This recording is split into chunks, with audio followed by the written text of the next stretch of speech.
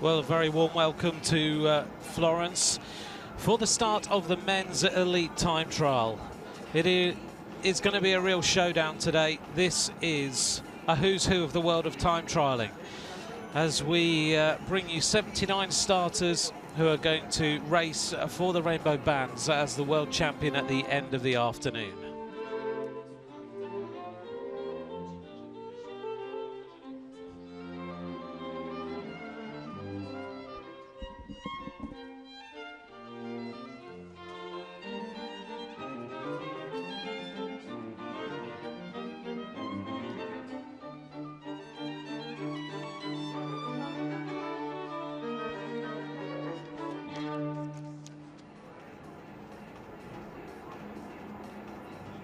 So the start today has changed again. We're in Montecatini Terme. It's a magnificent place for the start of this time trial.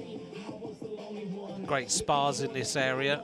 A real tourist resort and very, very health conscious environment as well.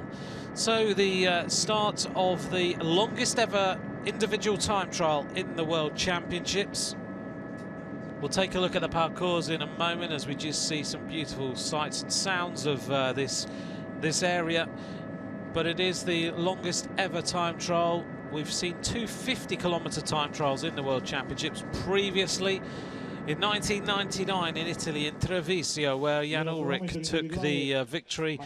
And in 2006 in Salzburg, where Fabian Cancellara was the victor. But today we are looking at a time trial of 57.86 kilometres. It is by far the longest individual time trial we have ever seen. So a few last-minute adjustments being made before the first riders get underway. The riders going at 1.5-minute intervals all the way through the afternoon. Yesterday we saw the women race. They were at 2-minute intervals, the men at 1.5 today. Normally we see them at 2-minute intervals, but there are so many entries that has been condensed just a little bit today. So as you can see, the starting area is set in stunning surroundings. It's 25 degrees centigrade today. The wind is, again, very, very light. It is a lot lighter than the team time trial, 0.9 meters per second. But I would say also that it is noticeably starting to cool down a little bit. It has been absolutely boiling generally. So this is what the riders face. So they go over the Serra Valley Hill at the beginning. Then they go through the first of the intermediate checkpoints. Goes past Pistoia, where we've seen some of the races start. The second of the intermediate checkpoints will be coming up at 24.1 kilometres. There it is there. They then continue to race past Catena and then past Poggetto. Before we hit the next of the intermediate time splits. 3 of those today. 42.3 kilometres is the third of them just about now. And then we race back towards Firenze for the finish. Looping around past the Arno River again. A little deviation inside the city on 2 occasions before we turn left and then race into the finish line by the Nelson Mandela Stadium. So there's a few little technical bits, some twists and turns. We race again on the route past the Duomo, where the fans are expected to be out in massive numbers. It is noticeably getting busier every day here in Firenze for the World Road Race Championships. Tomorrow we have a day of transition where the riders are able to go out and take in the route, find out what the road races have got on the menu for the weekend before we then start Friday with more road races. The women's road race on Saturday and the men's road race on Sunday.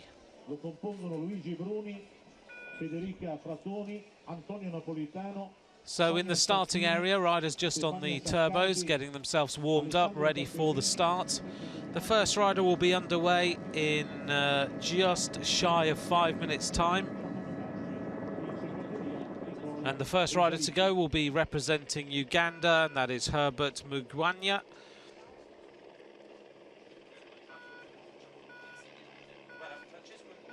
So wherever you are watching, thank you very much for joining me. I think we've had some great races so far. We've seen real contests in these individual time trials. Today feels pretty special as far as men's time trialing is concerned. I don't know why, it just feels like that. Everyone is very, very excited about this showdown time trial, that we're actually going to see the top time trialists in the world who have got no injuries right now. They are on form. We know that they're focused and we know that they're ready for what is going to be a very, very fast race, I think, this afternoon.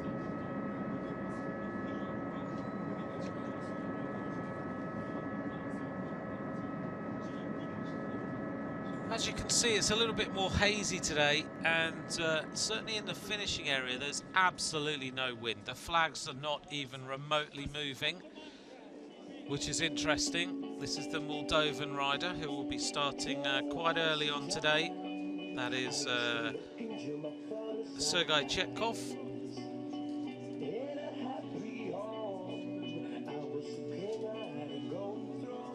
And because it's a little bit more hazy, the temperature's dropped a little bit. That will suit Brad Wiggins very, very nicely indeed. So here we go. This is the rundown. Oh, the Ugandan rider has already said he's not starting. So we won't see the number 79. So it's 78 riders are going to take the start. Perhaps one of the riders that we'll see figure very early on is Ignatius Konovalovas, who goes at number 71. Luis Leon Sanchez wearing number 60 today. He is in the start. He could set quite a fast time out on the route. The South African rider, Reinhard Janzi van Rensburg, looking forward to today's race. Sam Bewley of New Zealand, another good time trialist. Then we're moving on to riders like Konstantin Switsov of Team Sky, the Belarusian, very, very good time trialist indeed. Jay Thompson, another strong time trialist. Maybe the first couple of riders who could challenge for the overall. Rowan Dennis of Australia, Nicholas Roach after that fantastic Vuelta a España, Bert Grabsch as well.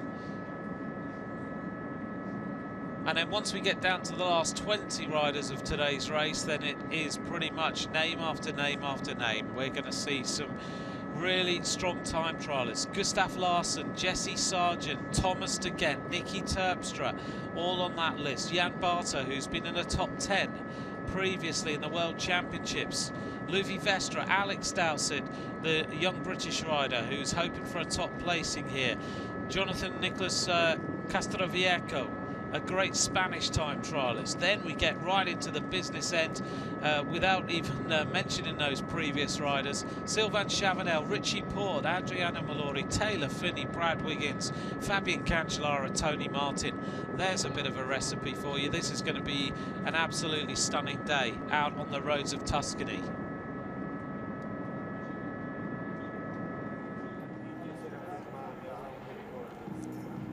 This is the finishing area where the riders will race in. The same for every race that we've seen so far, and everyone getting ready to welcome the first riders home. Now a few aerial shots over the city. We've got used to the wonderful bridge across the Arno River, the Ponte Vecchio. Lots of people on there today. And as you can see, the route going along the side of the river. So the first rider to start then, having lost the Ugandan rider, will be this rider here, Gustavo Mino of Paraguay. Looking focused, will be up there on the start ramp in just a few moments' time, and will be underway.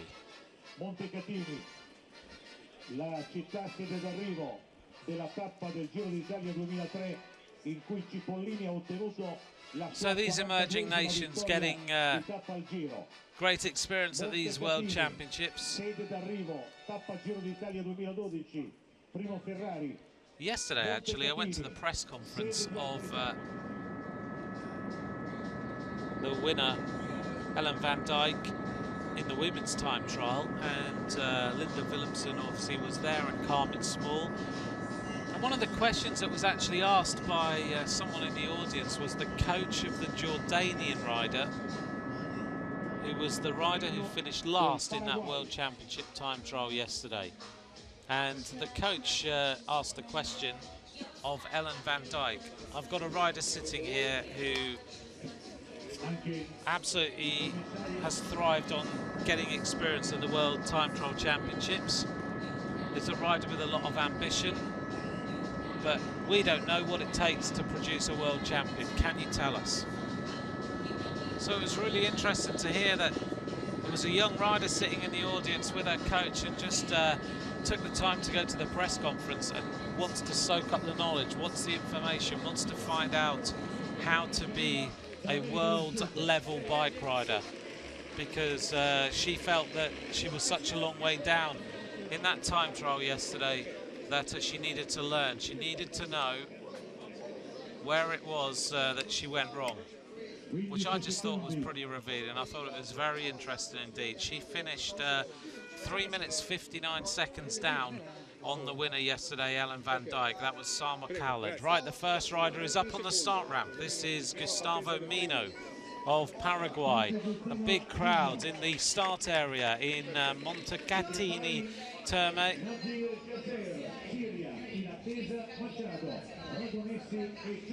And already underway, gets onto those aero skis, and we'll just relax into this initial part of this time trial. Talking to some of the riders who will be riding and really going for the overall.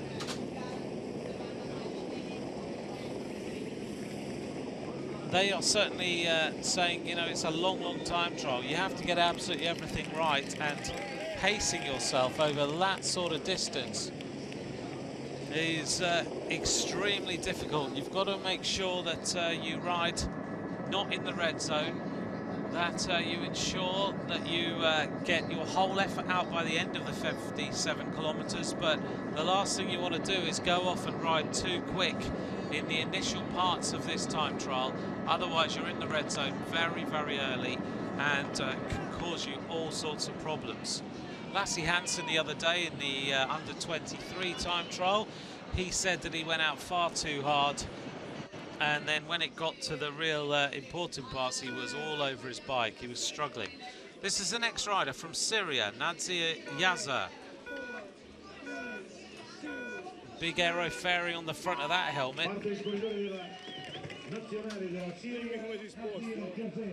And you'll notice the Syrian rider doesn't even have the aero bike, has got a road bike. So this is going to be a real test of the Syrian rider when these countries ride at world level. They sometimes don't even have the equipment. They've just got to ride and then see where they're at, how they can compete, and that's what it's all about. And this rider got no aero bars, just a normal road bike, has got the has managed to get a disc wheel and carbon fibre front wheel as well, taking the first couple of corners very, very steady indeed. It's a long, long way. Right, the next rider, the first name that we'll recognise in this World Time Trial Championships. This man is a former Portuguese Time Trial champion. On the start ramp then, this is Tiago Machado of Portugal. So we should expect him to start to set the fastest time splits along the route. Has got the aero skis on, got the computer with everything he needs. So Tiago Machado, wearing number 76, on the start ramp and down safely to the bottom and underway. As Rochelle Gilmore said yesterday, these roads have been totally resurfaced. They've been surfaced with what we call a hot mix, which makes them incredibly fast and very, very smooth. Also very expensive to resurface as well. But the riders are enjoying riding on such an incredible surface. It is a great racetrack. And Tiago Machado will go through this corner a lot faster than the previous rider did.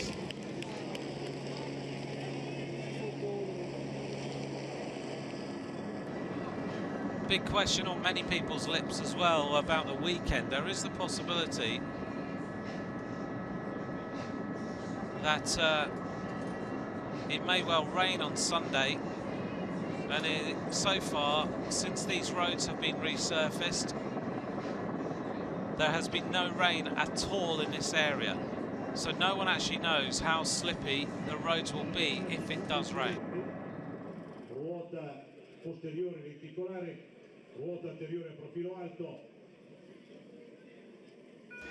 So next rider up on the start ramp, this is the rider from Ecuador. This is Jose Ragonesi, wearing number 75. So the Ecuadorian rider in the yellow and blue, down the start ramp and underway, does have the aero bike.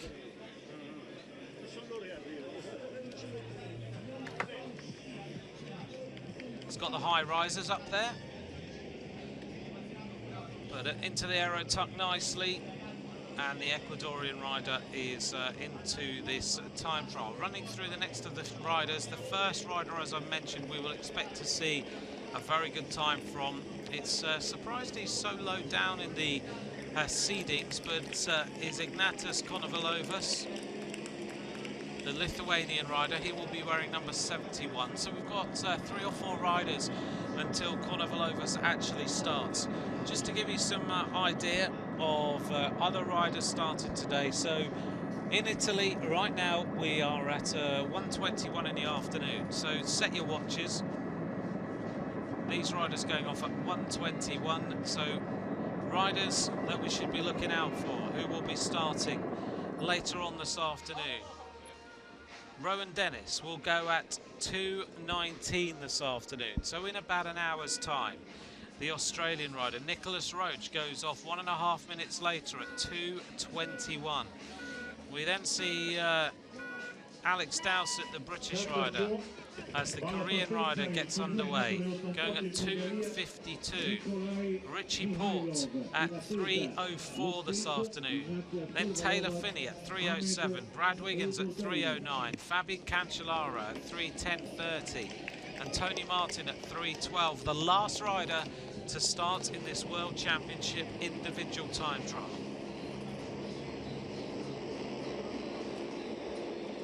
So Hyungmin Cho of Korea is underway,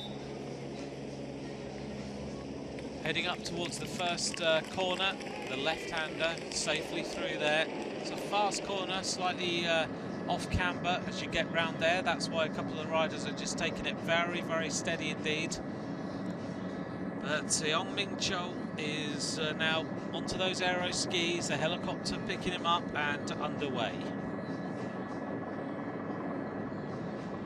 Back out with Tiago Machado, the former Portuguese time trial champion, looking pretty relaxed. Rides, of course, for Radio Shack Leopard. As we head back to the starting area, this is Nikolo Myalov of Bulgaria, rides for CCC Polsat. Just relaxing after the warm-up, and these riders, depends what team, pro team you might come from, and what your background is in time trialing. But the riders will do all sorts of different warm-ups.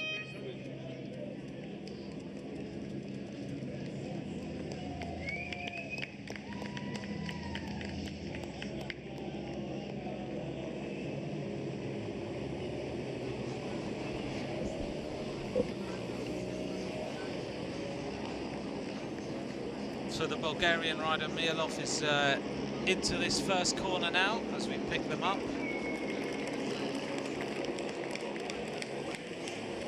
A very appreciative Italian crowd at the side of the road enjoying the individual time trial for the men as we get steadily into it. We start to see the various riders starting, different nations, some of the lowest seeded nations in the competition.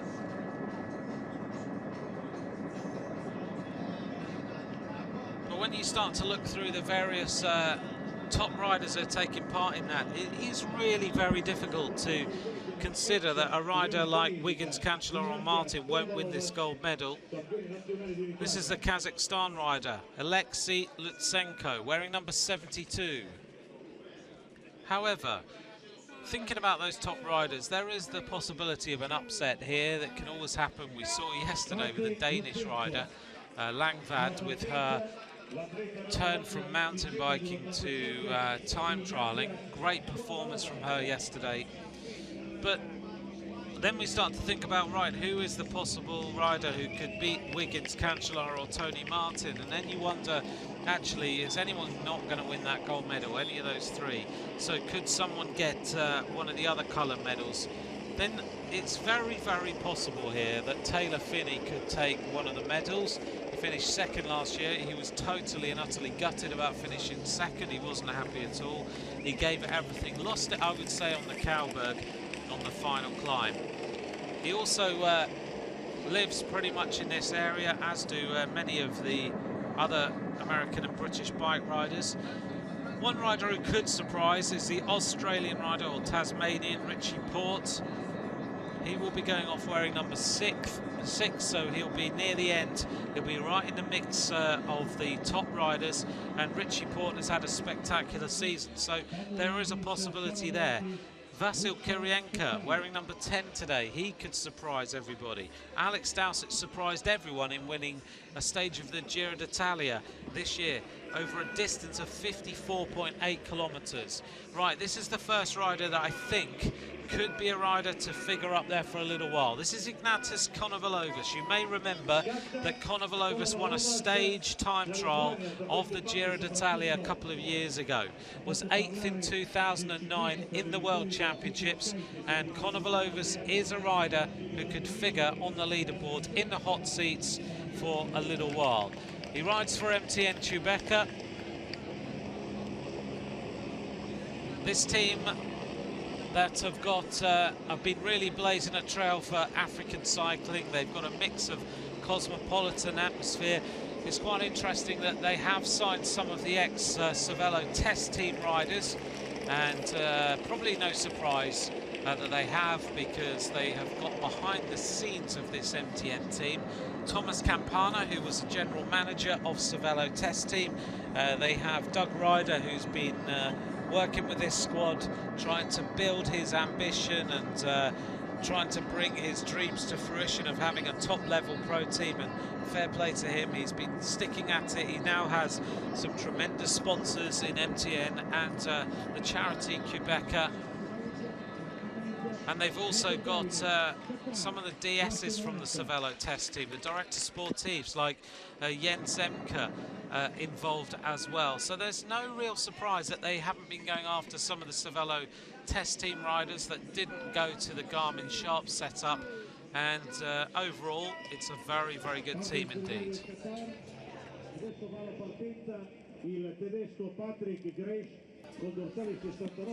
So the next rider to go is from Qatar, Ahmed El Burdani.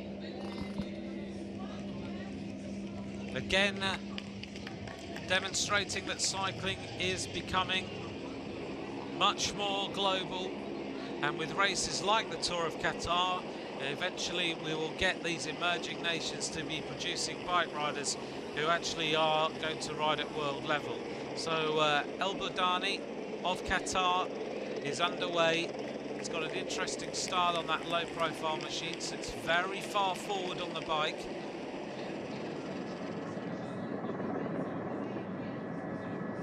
And with sporting events like the World Championships going to Qatar, a rider like that will get very, very well known in their country when we get to those World Championship events that will take place in Qatar in a couple of years' time.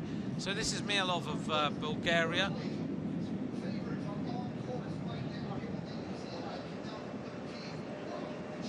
Our first few riders are on the course as we go back to the start ramp, and this rider is starting very, very early on, but this is Patrick Gretsch. The German rider has got a good palmares in World Championship time trialling. So Patrick Gretsch now underway, going down the start ramp. Gretsch on one of the Argos Shimano low-profile bikes, choosing to have the disc wheel in the back and the aero front wheel with the very deep section in it. today with no wind. You don't have to worry at all about any crosswinds blowing that front wheel if you go past an opening in a hedge or barriers or something like that. So Patrick Gresh nicely through that first corner. Will be a rider who will trouble Conor Valovis early on for a place on the hot seats. Gresh has got a good palmares. We run through it and think about finishing so far. Silver medalist in 2008 and the junior world champion of the time trial in 2004, as well as being a bronze medalist in the under-23 World Championships as well in 2009. So silver in 2008 in the senior championships, junior world champion in 04 and bronze medalist in the under-23s in 2009. So a rider who could set some fast times. This is a Moldovan rider, Sergei Tvetkov. We saw him at the start. Down the start ramp. Starting very, very steady, getting that gear up to speed. And settling into the aero bars, looking to see where his support car is. Here it is. Getting onto the route behind him. Every rider has a support car. They either have one of their team cars or they get one of the neutral cars to be with them. Shimano producing or supplying the neutral cars. So at least they have a mechanic behind them should they have a puncture or something like that.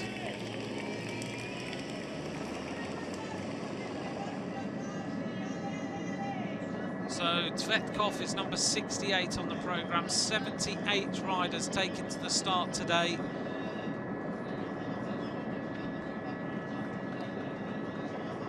And Tvetkov riding for one of the smallest nations. Just getting the cadence up. It will be interesting to see whether this is going to be a race that's won with very high cadence or whether a rider who's used to riding a high gear is going to just power their way around the course. So the Greek rider, Ioannis Tamouridis, more known for being a track rider, now a time trialist. Great shot of the reflection down the start ramp in that aero hat. So Tamouridis is now underway for Greece.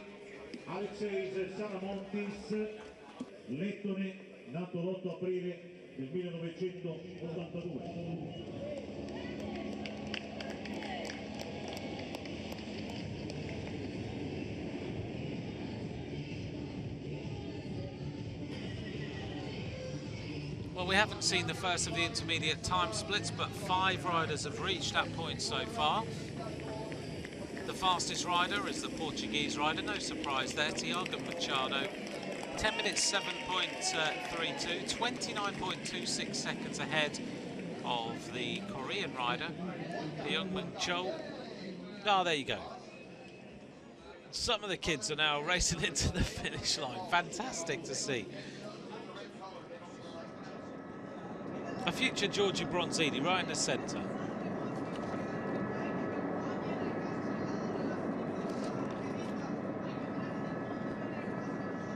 Well, we enjoyed watching that. The high cadence.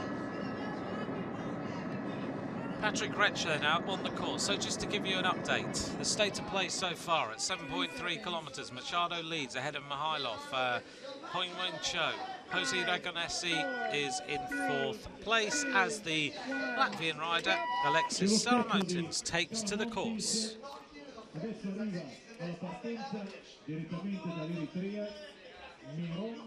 Saramotins then, interesting rider, settling into the rhythm and getting underway, putting the power on, rides for I Am Cycling, as you can see. This I Am Cycling squad getting stronger all the time. Next year they've signed Sylvain Chavanel. They've also signed Jerome Pino, who's sitting about 10 metres away from me right now on the left-hand side of the commentary box. So they are strengthened in their squad. Next rider has just gone through the intermediate time split. That's Nikolai Myelov of Belarus, 10 minutes 15.86 as the helicopter joins up with Patrick Gretsch. Looking strong. The Germans will be motivated today because of having Tony Martin in the team, and could well be a good tactic for the German riders to set Patrick Gretsch off nice and early so he can finish before Tony Martin goes out on the course, and then they can radio back and tell Tony Martin exactly what the course is like. The first of our Eritrean riders, this is Meron Russum, down the start ramp and underway. Two Eritrean riders in the field today. The other rider is the more well-known Daniel Tekelemenot.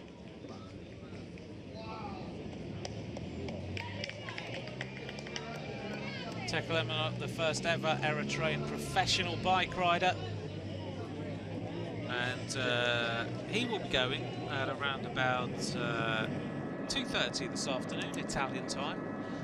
Patrick Gretsch, we're concentrating on him because we think he will be the fastest rider to the opening intermediate time split. 7.3 kilometers is that first split, and we are waiting for the times just there. The next rider to reach that point, however, will be Ignatius Konovalovas. The fastest time to that point is Tiago Machado, and we'll see whether Konovalovas can set the fastest time at the opening split. I would be surprised if he does. So more young riders heading across the finishing line. It's great to see them all out here, all the different schools, ready for this elite men's time trial, and they're all in their different club kits, enjoying riding across the finish line here, just in front of our commentary box. So the next rider is about to start, and this is the Finnish rider, Samuel Pukala, in the blue and white.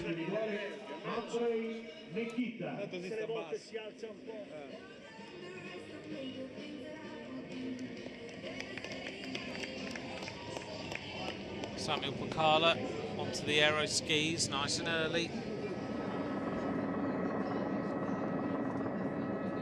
This is Patrick Gretsch. Now this ride up to this time trial split point at 7.3 kilometers takes you up to Serravalle Hill. Patrick Gretsch is sitting up with his hands in the middle of the bars, not riding on the aero skis, keeping the lungs nice and widely open, using the cow horn side of the handlebars and riding it like a proper climb. It is quite a tough opener, actually. Once you go over the top of this, you go downhill, and then it is absolutely flat. So Patrick Gretsch is catching the rider in front of him. That'll be the Qatari rider. Ahmed El Bordani is just in front of Patrick Gretsch, so he's got someone to chase. And by the top of the climb, it looks like the Qatari rider will have been caught for 1.5 minutes. Well, if you've ever been to Qatar, you'll know there are no hills. None to speak of at all. So it's probably a little bit of a shock that the road is going upwards for the Qatari rider. Patrick Gretsch now heading towards the time split. The fastest time here is 10 minutes 7.32. There's so much speculation about Qatar are going to build a mountain ready for the World Road Race Championships. Maybe not a mountain, probably a hill. And the thing is, they've got so much money, they can decide just to do it, which is great for everybody involved. So there could be a hill in the Tour of Qatar in a few years' time. Back with the Greek rider. This is Ioannis Tamouridis in the blue and white colours. Moving on very sweetly, looking strong, no rock and roll on that bike at all. The shoulders nice and steady, the back straight, and heading back now to the start area. And this is the Romanian rider, Andrei Necita, wearing number 63, underway with the all-black kit, little flecks of yellow and red. 3, 2, 1. And the next rider to go, so that was a replay of Necita starting, Andrei Vasiluk of the Ukraine. Ukrainian youngster rode very well yesterday in that women's individual time trial. So Andrei Vasiluk, wearing number 62 for the Ukraine, underway in this individual time trial. Just hearing then that at the intermediate time split, quite surprising, Ignatas Konovalovas is only 5th fastest in a time of 10 minutes 20.23. But bring you up to date with the state of play at that first intermediate time split. It is Patrick Gretsch who is fastest, 10 minutes 1.90. The average speed to the top of Serravalle Hill is 43.721 kilometers an hour. So Patrick Gretsch setting the fastest time out on the course. Here he is, the German rider, now on the descent off the top of Serravalle Hill. And 11 riders have reached there, and it's Patrick Gretsch who is fastest. This is the Mexican rider, Yuri Martins, on the start ramp.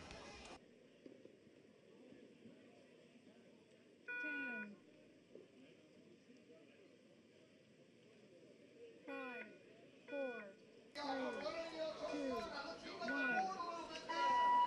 1. Yuri Martins underway for Mexico.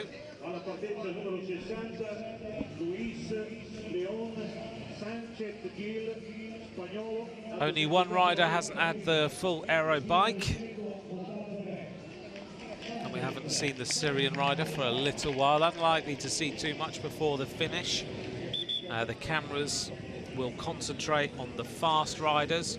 Patrick Gretsch then, the leader at the opening intermediate time split of 7.3 kilometers in 10 minutes 1.90. Expect that time to be getting down towards the 9-minute mark before we get to the end of today.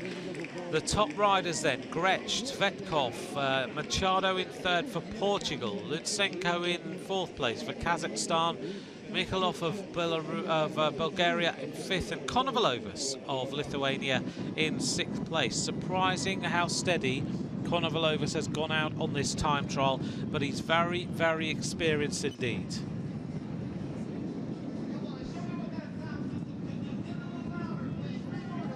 I remember talking to the nutritionist who was involved in Cervelo test team at the time that Konovalovas took a stage in the Giro d'Italia. And what they actually managed to do over the days leading up to the time trial, there's confirmation on the screen for you of the intermediate time splits. What they managed to do was they changed the nutrition of Konovalovas as he headed towards that time trial. And they got him to eat more protein. Let's just enjoy the start of Luis Leon Sanchez wearing number 60. 7th in this race in 2010. He's a good time trialist, a fantastic descender, maybe one of the best descenders in the world. He can lean a bike over like a MotoGP rider. He's really impressive. Luis Leon Sanchez, underway for Spain, wearing number 60.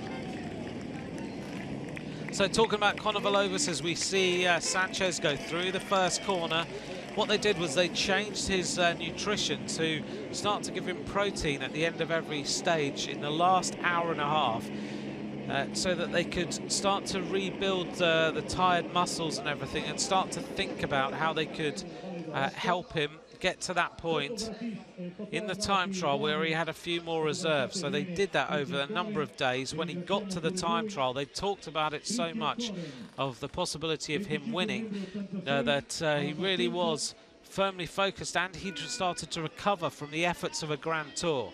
And then Konovalovas won the time trial, and he was pretty impressed with the results of the nutrition they'd had. This is Christian Coren, one of the Cannondale professionals, down the start ramp and underway. E adesso alla partenza Mihailo con un nicco.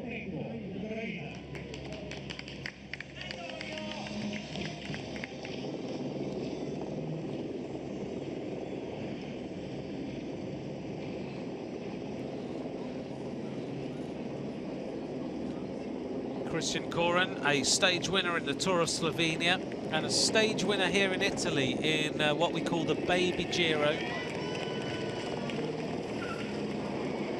So it's the Giro d'Italia for younger riders. If you win a stage in that, a little bit like in France, in the Tour de France has got a race that everyone sees as a mini Tour de France, the Tour de l'Avenir.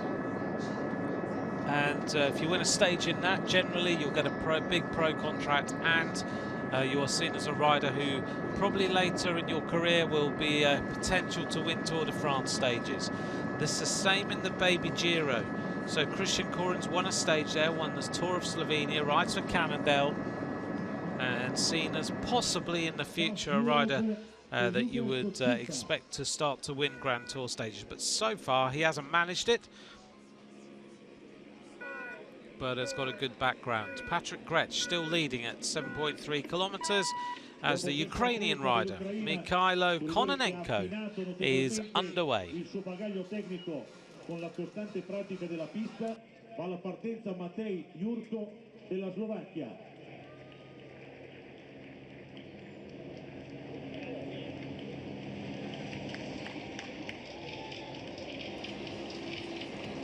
So Kononenko of Ukraine onto the aero bars through that first inflatable arch across the road. There's a number of those all along the route.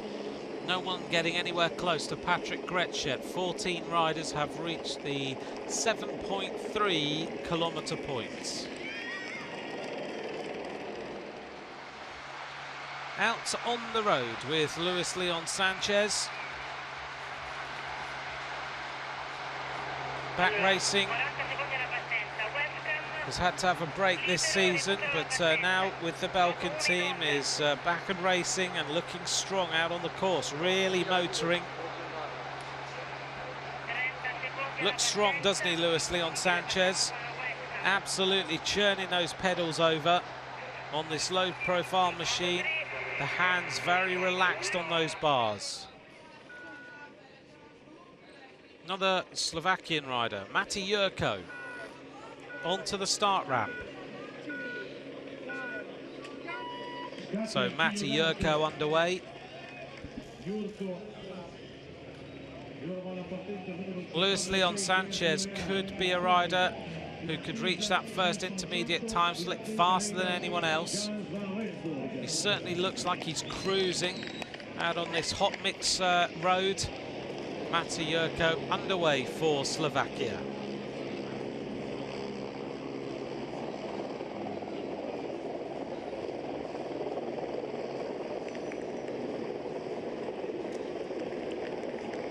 So as I mentioned in the introduction, the longest time trial until today has been 50 kilometers on 2 different occasions. If you go back through the history of this World Time Trial Championship and look at the various winners, it was first run in Italy in Palermo in 1994, and the winner was Chris Boardman, who is actually commentating downstairs from me right now. Boardman, the first ever winner and the first British winner and only British winner of this World Championship time trial, as Machado now reaches the 24-kilometer point, first fastest, 29:43.52, riding strongly out on the course. Other previous winners, Miguel Indurain in Colombia in 95, Laurent Jalabert, Abraham Alano, Ulrich won it twice, Sergei Honchar also, and the Australian rider, Michael Rogers, 3 wins, Hamilton, Bordolino in Italy, Madrid in Spain.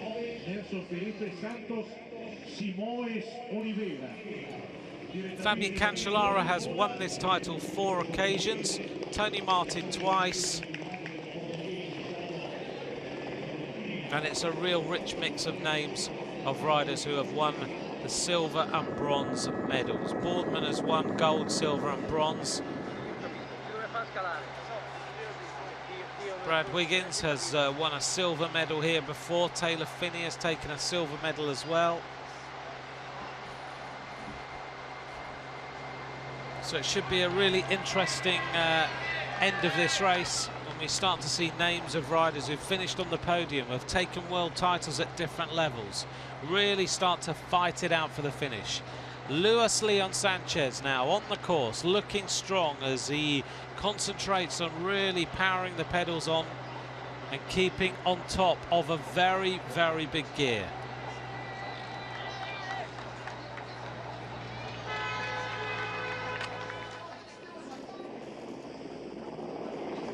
Back to the start ramp then. This is Nelson Santos of Portugal, wearing number 55. Nelson Santos onto the start ramp and down the ramp and underway. South Africa. La partenza Van Rensburg. So Nelson onto those aero skis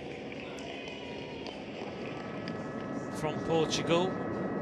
The next rider to go will be from South Africa, as we see Luis Leon Sanchez onto the climb, and as you can see, we're starting to get some painting a la Grand Tours on the roads. Still Patrick Gretsch is the fastest rider at 7.3 kilometers ahead of Sergei Tvetkov, Thiago Machado, Alexis Saramotins and Alexei Lutsenko. Konovalovas drops down to 7th at that point.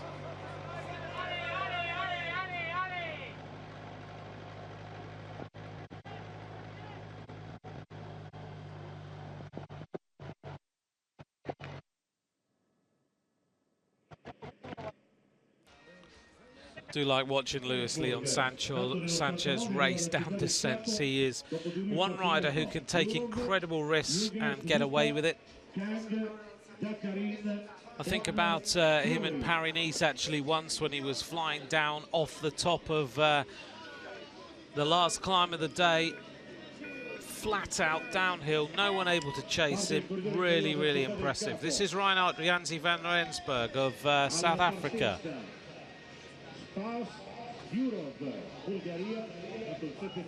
South Africans have got some very good riders in today's race.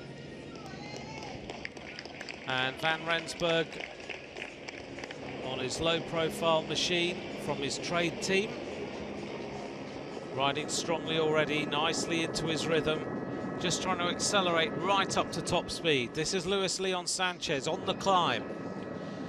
Be interesting to get an idea of how he compares to the fastest rider to that point, Patrick Gretsch. See the legs of Sanchez, they are under pressure, aren't they? Really putting a big gear over. Looking urgent. Well, he's been out the saddle, he's composing himself there, nice flat back, even on the uphill section. Very different style to that of Patrick Gretsch, who just sat with his hands in the middle of the bars, riding it like it was a mountain climb. Luis Leon Sanchez goes over the top, and the time is 10 minutes 4.29. Second fastest, 2.39 seconds down on Patrick Gretsch. But Luis Leon Sanchez will make up some time on this descent. He's such a fast descender.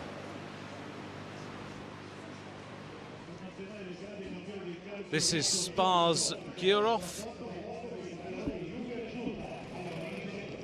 Should be quite at home in Montecatini Terme. The Bulgarian rider underway on the aero skis.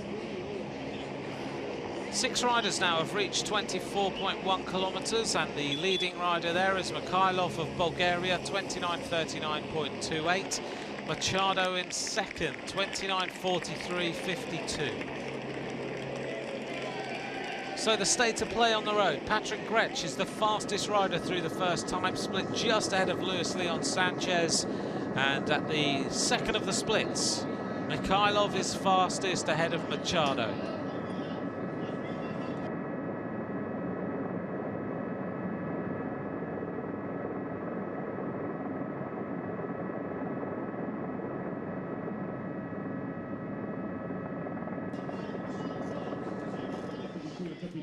Bit of a smile then from this next rider to go.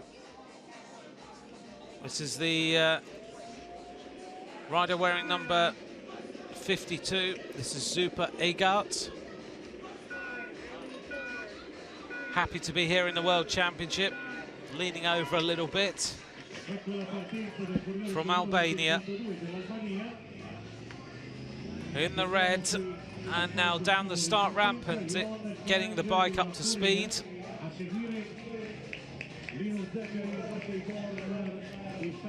Be interested to see the contrast of the way riders start when we get further on down the order, because everyone seems to just go off the start and then really wind the pace up.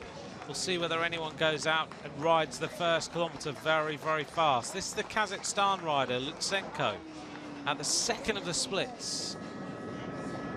Fourth fastest, 30 minutes, 32.53.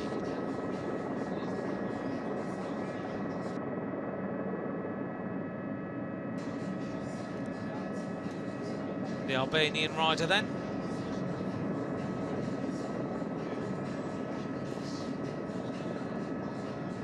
(23 years of age).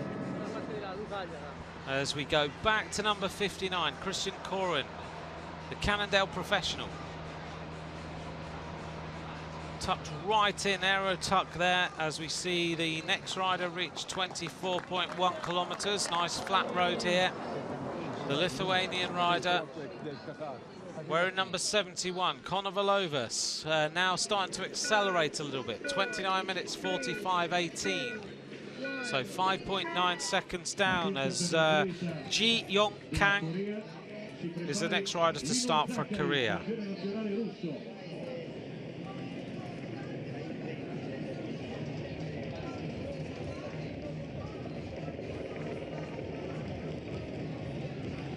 .21 riders have reached the 7.3 kilometre point. Still Patrick Gretsch is the leader, ahead of Luis Leon Sanchez.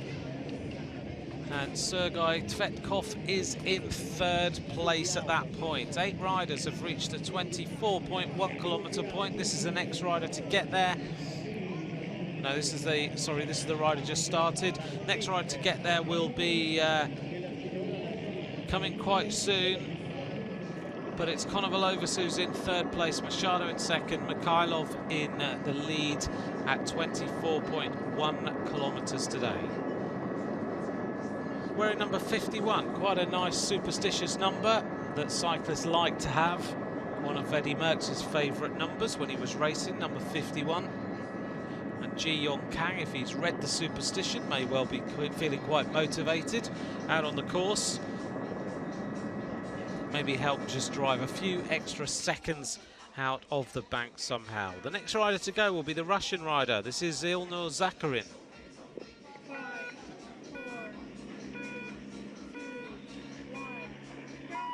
5, 4, 3, 2, 1. One of the lesser known Russian riders underway.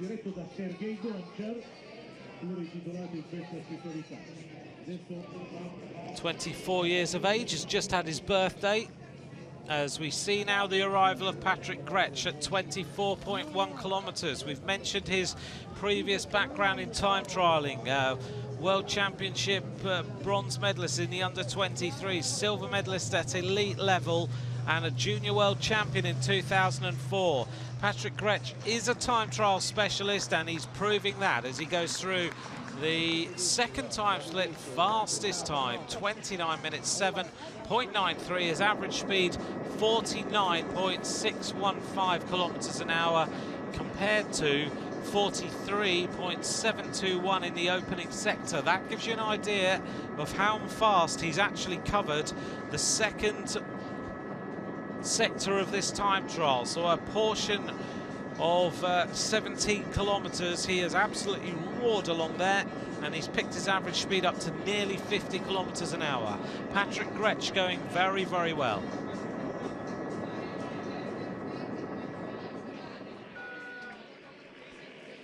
So the next rider up on the start ramp will be the Polish rider. This is Maciej Bodnar. 28 years of age, the Polish rider, as he makes his way down the start ramp. Gets that bike accelerated, we'll get into the aero tuck and we'll be underway.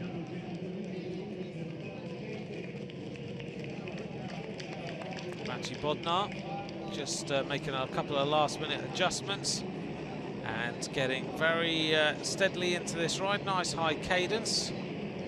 Looks like he's having a couple of problems with the legs of his shorts.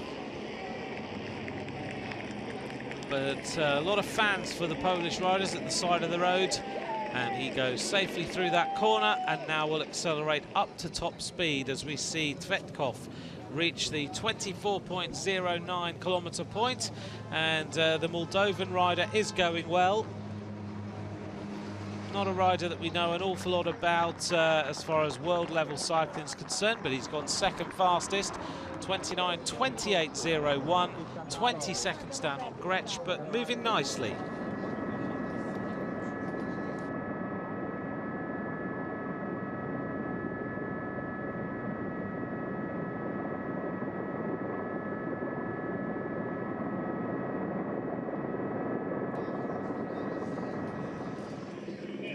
Here's one of our Southern Hemisphere riders. This man is a member of Orica Green Edge. He's a bronze medalist in the Olympic team pursuit. A young rider from New Zealand, Sam Bewley, in the all-black kit.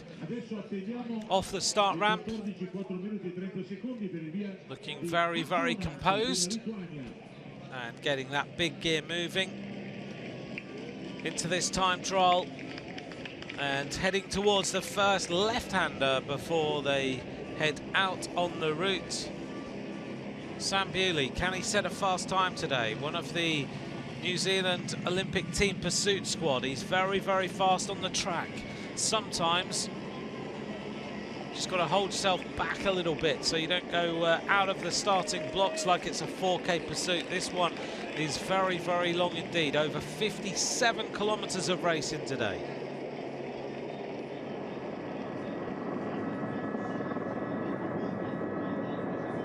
So Sam Bewley of New Zealand. Relaxing into this ride, looking down an awful lot compared to some of the other riders.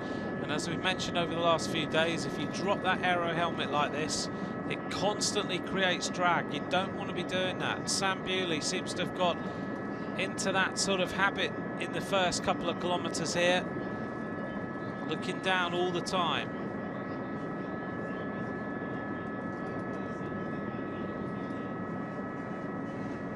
Sam Bewley, without doubt, is one of the fastest riders on the track.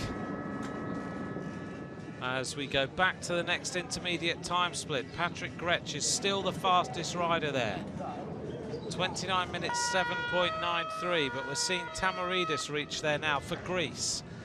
Going to be outside the 30-minute point, trying to beat the time of Cho of Korea to try and get inside the top 6 places, which he does. So Tamaridis goes 6th. Time 30 minutes 29.16 for Tamaridis today.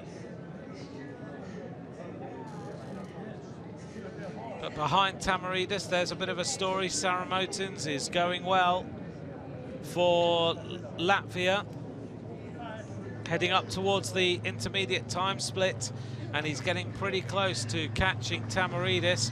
He's going to race through there. Second fastest, 29.27.35 for Alexis Saramotins of Latvia. A very respectable time with an average speed of 49.070.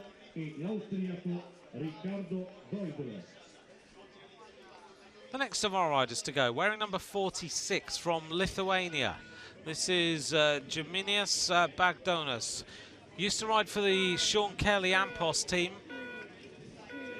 Now rides for AG2R.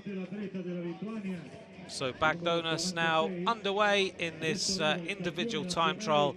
Over 57 kilometers of racing to go.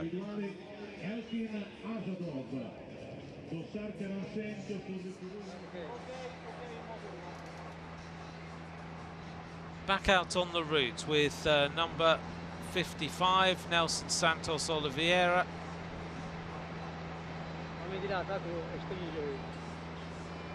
Nicely into his stride, keeping the cadence. Nice and rhythmic.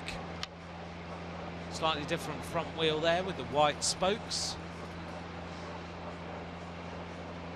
Years ago we used to have all different coloured spokes. Now they're starting to come back again. So you used to be able to get white spokes in your wheels.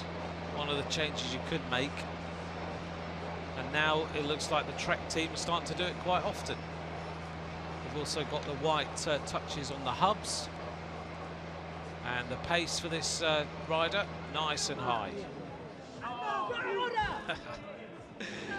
Oh, some of the fans now are coming out.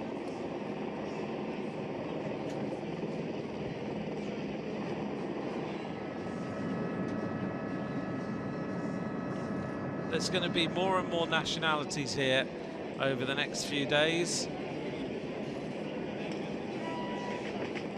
So the Azerbaijan rider, Elkin Asadov, down the start ramp and underway. The state of play at the intermediate time splits. 26 riders have reached 7.3 kilometres. Patrick Gretsch still the fastest, ahead of Luis Leon Sanchez.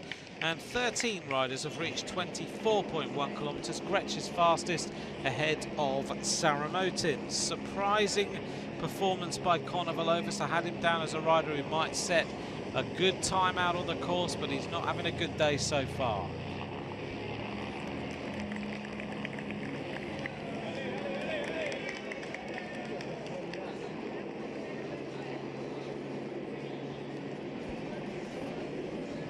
It's quite nice when you go through that first left-hander, you start to go downhill a little bit.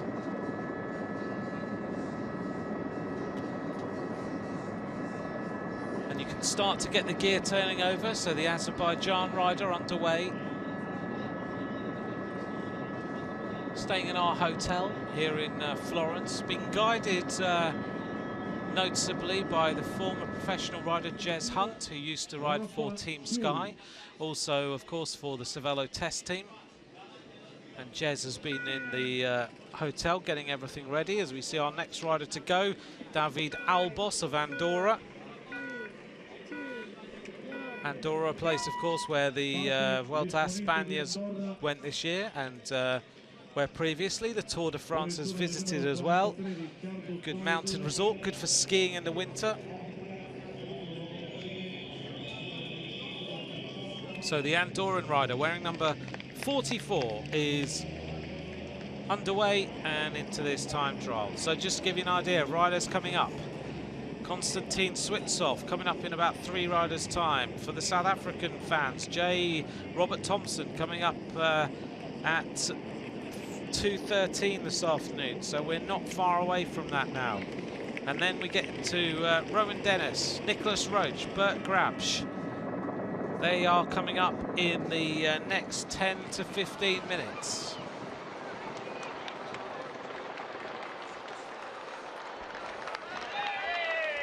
So the Andorran rider, the Principality of Andorra, tax-free place in the middle of Europe where you can go. Great skiing, great place to go for mountain biking in the summer as well.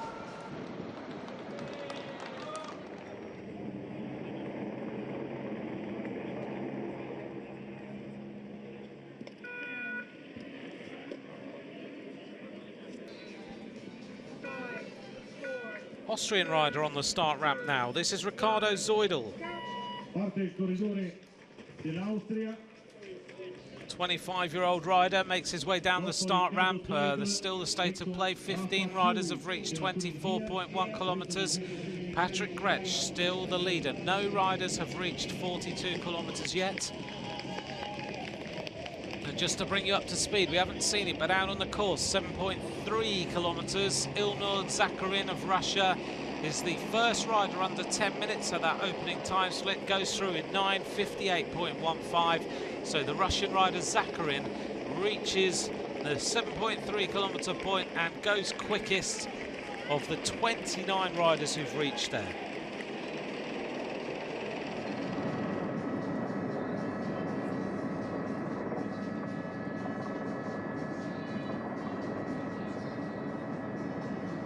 So Zeudel setting into his rhythm now, getting the cadence moving.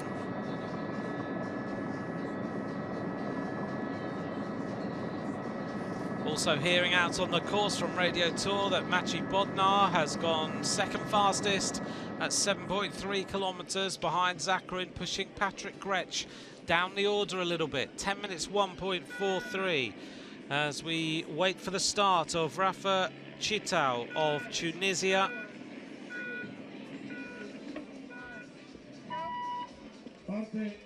So the Tunisian rider down the start ramp and underway in this men's elite individual time trial. Waiting for the arrival of a rider here at 24.1 kilometers. In fact, this is at 42.3, so this is the first rider to reach the third of the time splits before the finish. The Portuguese rider, Tiago Machado, races through 51:20.92, an average speed of just a notch under 50 kilometers an hour now, 49.426 for Machado. He's notched it up another 1.3 kilometers an hour over the third sector of this race, so it is possible to really accelerate. Looking down now on the start ramp, this is Konstantin Switsov, the Sky professional, on the starting ramp. La scalata al passo San Marco. L'applauso degli sportivi per il bielorusso Konstantin Switsov. Vive a Villongo in provincia di Bergamo, ai margini del lago Museo. So Konstantin Switsov, faithful rider of the major tour contenders in Sky.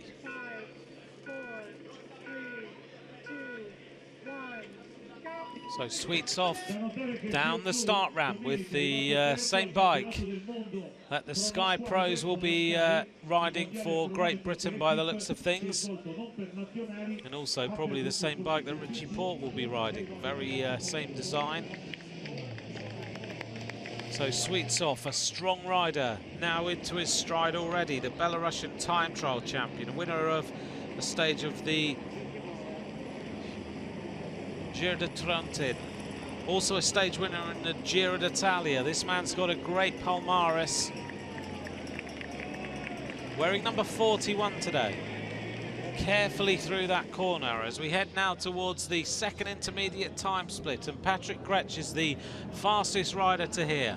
Waiting for the arrival now of Luis Leon Sanchez of Spain, who races through their second fastest so far, 29 minutes 23.41, just over 49 kilometers an hour for Luis Leon Sanchez. And this is the state of play at that point. Patrick Gretsch is the leader at 24.1 kilometers, bearing in mind this time trial is over 57k. Luis Leon Sanchez in second place, Alexis Saramontins in third. Out en route with the man from Team Sky, Konstantin Switsov, and turning our attention back to the South African time trial champion from the start ramp. This is J. Robert Thompson. Should produce a good time, a member of the MTN Quebecer team. So J. Thompson onto this start and underway for South Africa.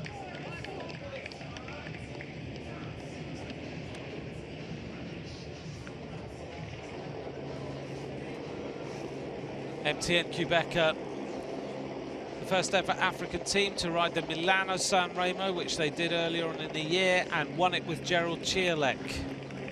So Jay Thompson through that corner, nice and easy.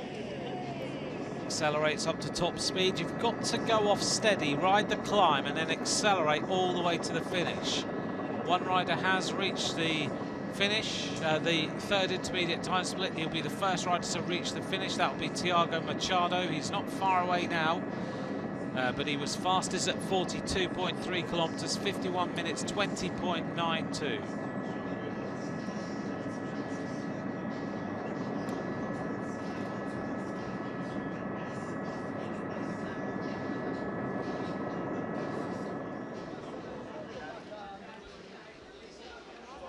Couple of riders now heading towards the 42.3 kilometer point, and it is the Bulgarian rider who's at the front there, and actually the first rider to go under the 51 minute point at the third time split. So Tiago Machado now into second place at that split. The leader, Mikhailov of Bulgaria. Machado in second. Heung-min Cho of Korea in third.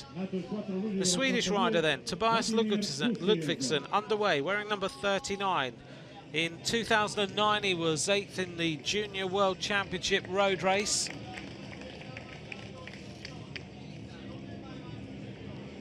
Maybe hasn't translated that to his professional career, but Ludvigsson looking here to produce a performance for Sweden.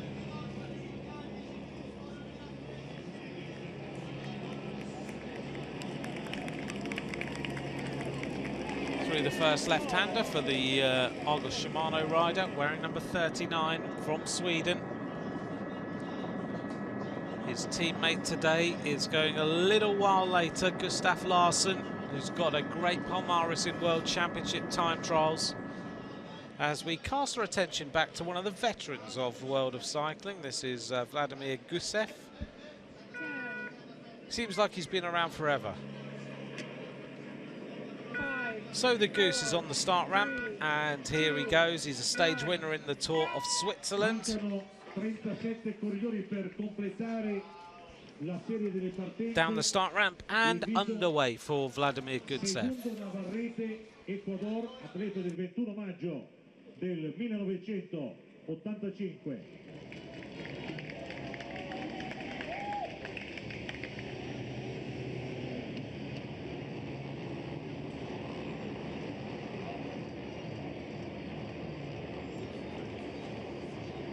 Gusev adjusts that aero helmet there, just making sure it's comfortable and in the right place.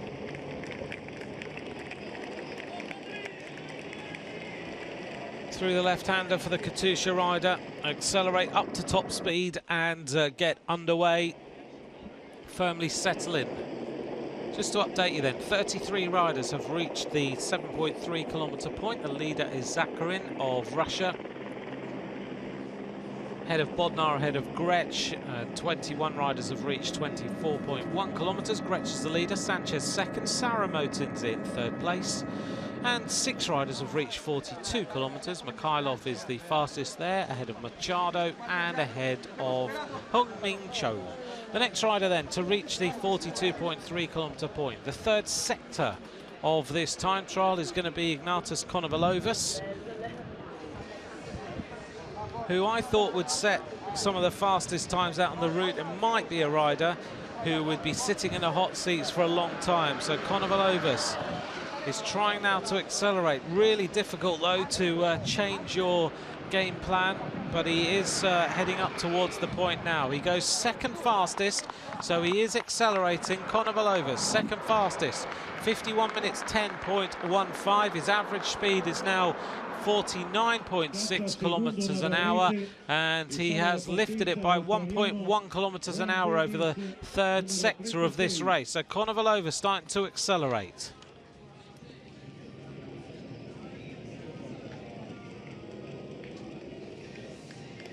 Number 37 to start then, the Ecuadorian rider, Segundo Navarrete.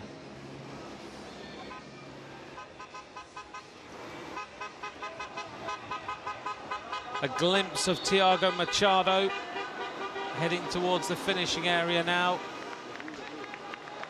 Be the first rider to finish this individual time trial as we turn our attention now back to the first of the Australian riders. This is the rider who was silver medalist in the Under-23 World Championship in 2012. He's been talking himself up a little bit for this. He wants to try and do something. This is Rowan Dennis on the start ramp now for Australia. Can he continue the good morale they've had this week so far? Rowan Dennis underway, the Garmin Sharp rider.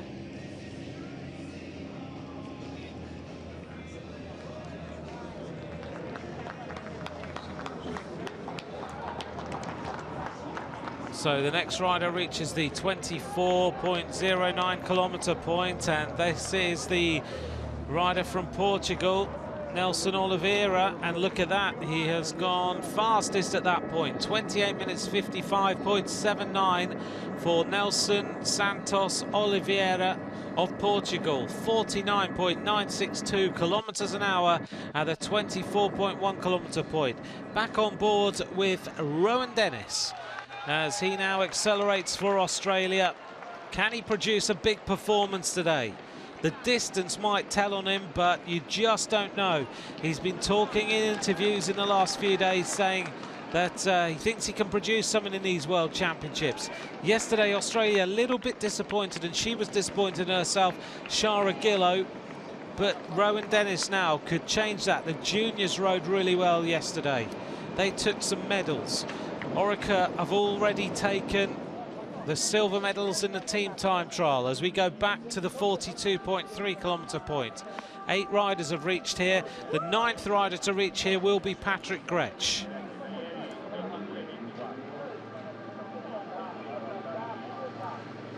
Patrick Gretsch is slowing down a little now. 51 minutes 5.92. Second fastest. It just demonstrates to you how important it is to do a number of different things in this time trial. Here is a man who is on absolutely stunning form this season. Nicholas Roach of Ireland. The red jersey of the Vuelta a España, stage winner in the Vuelta, stage winner in the Tour of Beijing. And this man has gone from a rider who many people thought was moving to Saxo Tinkoff and was going to then give away his chances of ever being a Grand Tour contender or winning big races by him riding for Alberto Contador, but completely the opposite has been the outcome of that move. Nicholas Roach now is a rider who believes totally in himself and could be up there in the road race on Sunday. Don't be surprised if Roach is in the mix at the finish, and today is a good warm-up for him. This is Tvetkov of Moldova.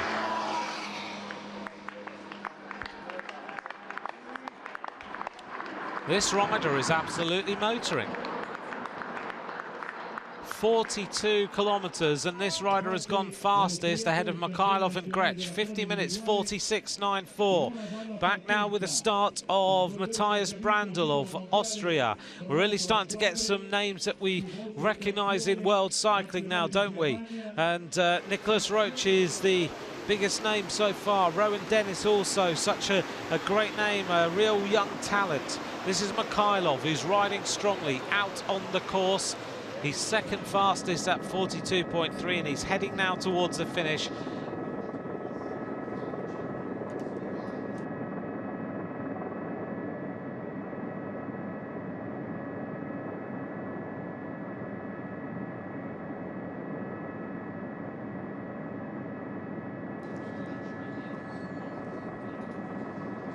So Matthias Brandl of Austria settling into this individual time trial of over 57 kilometers in these World Championships here in Florence. Back to the start round with a rider who has won this world title before. This is the German.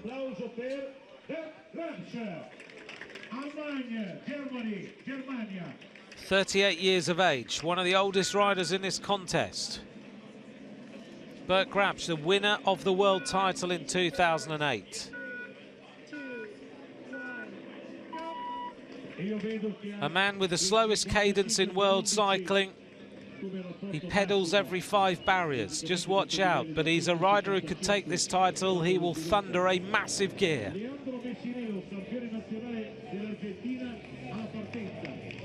When he won the world title in 2008, it looked like he was hardly even moving. The pedals were turning at a really steady rate, and he was absolutely eating the road up.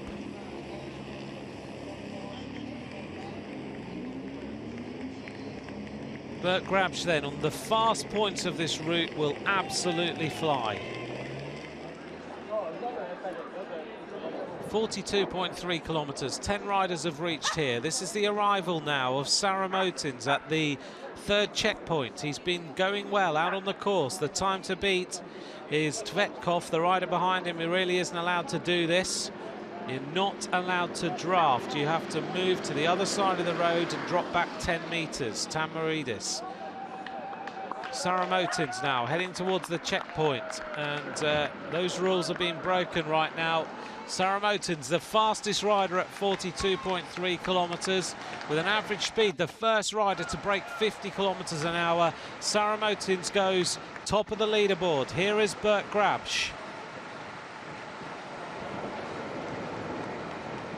It is an absolutely unique style.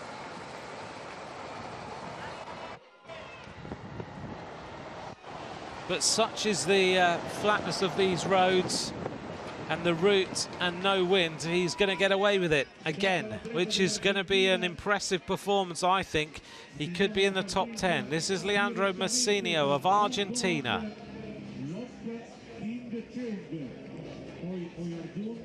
Massinio of Argentina accelerating away from the start in Montecatini Terme. It's got 6 spas in this area, so if you ever want to come somewhere for a nice healthy break, Montecatini Terme is a place to go. Back now towards the Duomo in the centre of Firenze with Mikhailov of Bulgaria. Big crowd here now. Can you imagine what it's going to be like on Saturday and Sunday? There's going to be thousands of people here.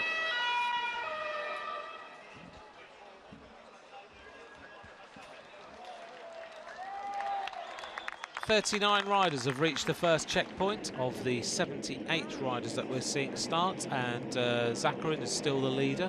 Bodnar is in second, Gretsch is in third, Sanchez is in 4th place. This is the Hong Kong rider, this is King Lok Chung. 5,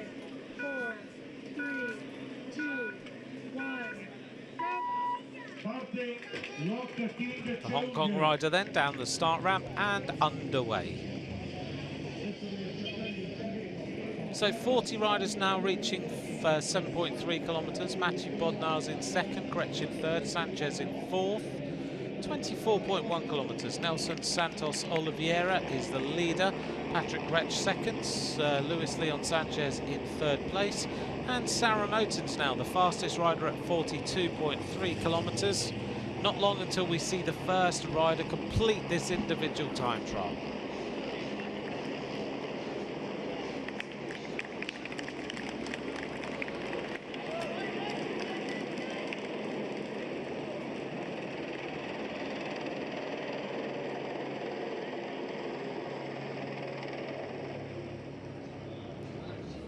Out on the route at 24.1 kilometres, and this is Zakharin,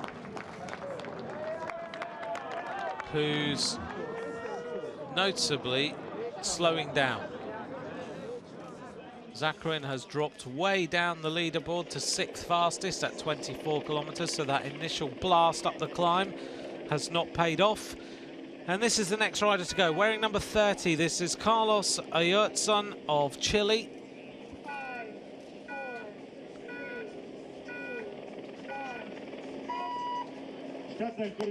So Ayertzun, 57 kilometres in front of him as he makes his way down the first little bit of this event onto the skis nice and early for the Chilean rider.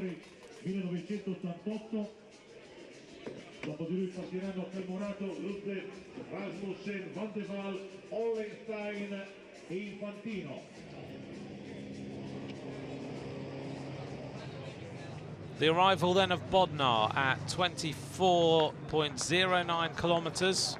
Bodnar's going to race through there, 3rd fastest, an average speed of 49.5 kilometres an hour, and just over 29 minutes for that point.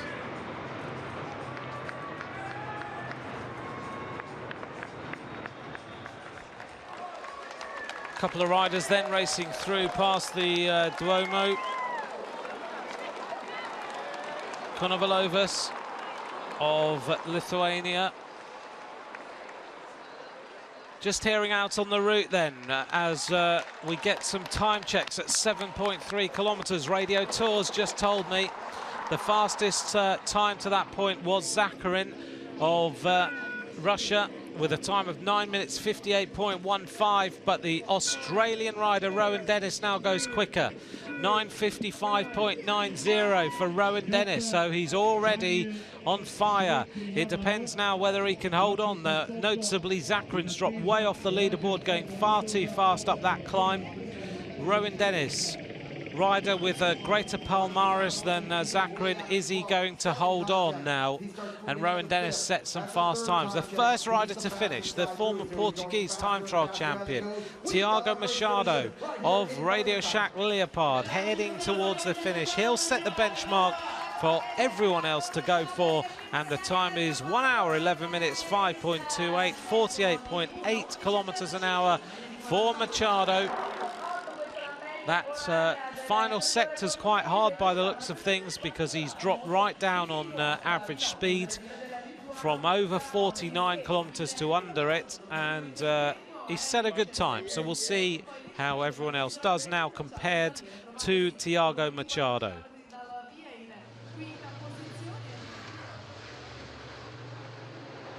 This is Patrick Gretsch on the banks of the Arno River.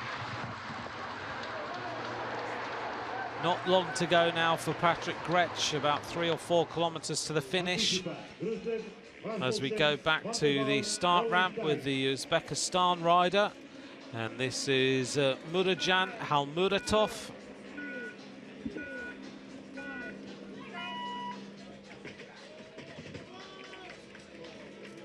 So Halmuratov goes down the starting straight, and hearing on Radio Tour that surprisingly Nicholas Roach has gone through the first split in 10 minutes 14.61, so he's 18 seconds down on Rowan Dennis at the top of that first climb.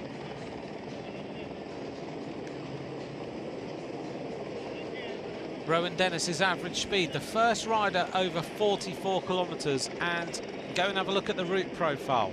That is up Serravalle Hill. It is a difficult start to this time trial, but after that it's downhill and flat all the way to the finish. Patrick Gretsch now racing towards the conclusion of this individual time trial. Tiago Machado, 1 hour 11 minutes 5.28, the German rider heading towards the finish line now. Bronze medalist in the under-23 World Championships and a silver medalist in the elite race. Junior world champion in 2004, Patrick Gretsch racing through past the Duomo, a magnificent backdrop to this World Championship individual time trial.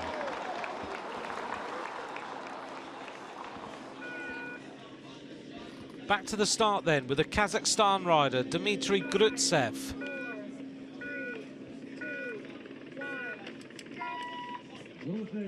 Grutsev was 6th in the World Championships last year. And the sun has noticeably disappeared. It is becoming more cloudy. The wind has dropped totally. It's absolutely perfect conditions for a World Championship time trial.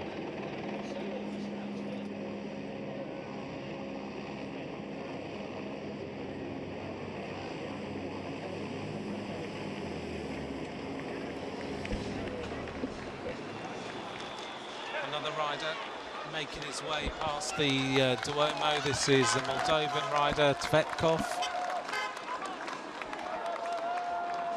This rider's been riding strongly all the time out on the route.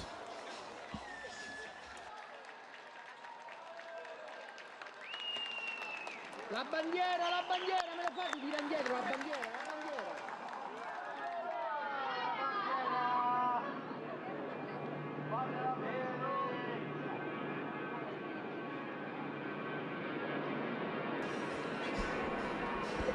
So the Latvian rider Sara Motins has set the fastest time at 42 kilometers, 50 minutes 30.33, but now we see the arrival of the Belgian professional Luis Leon Sanchez, and he's going to go 4th fastest. 50 minutes 57.92 as we see Mikhailov just finish there. The camera's just picking him up. Mikhailov goes fastest. 1 hour, 10 minutes, 35.75, an average speed of over 49 kilometers an hour for the rider from Bulgaria. Mikhailov goes top of the leaderboard. Mikhailov of Bulgaria, fastest time of day. Dopo la partenza di Alex Rasmussen della Danimarca, il turno di Christoph van der Waal. The start then of Alex Rasmussen, another Garmin Sharp professional, as he makes his way off the start ramp, a stage winner in the Bayern Rundfahrt and a second place in the Giro time trial a couple of years ago at the finish of the event when Marco Pinotti rode well and Ryder Hazedal won the event. So we're back here with a Kazakhstan rider.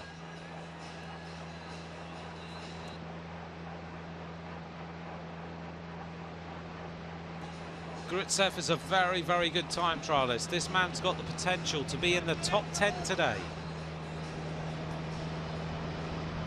Going to the left-hand side of the road, trying to take the shortest route. Today the sun is not too bad on the riders' backs. In the last few days it's been very, very warm indeed. Back to the Duomo area as the fans line the route, and we see the next rider racing through here.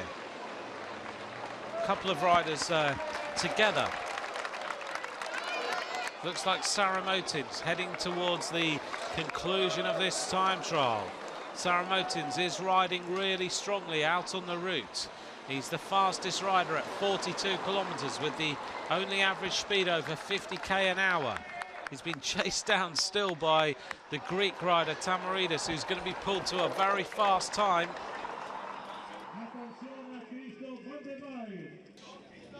Back on the start ramp then for the next rider to go. This is the Belgian time trial champion, Christoph van der Waal. Van der Waal today being linked with two different teams for 2014. There are rumours he's going to be signing for Team Sky. But there are other rumours linking him with a totally different team. So we'll find out which one it is as we see the arrival now at the finish of the former winner of a Giro stage of in the time trial, Conor Valovis, heading towards the finish. He is going to be, I think, the fastest time at the finish line for Conor Valovis. He's the man in the yellow and red. Conor Valovis finishes now, and he is quickest.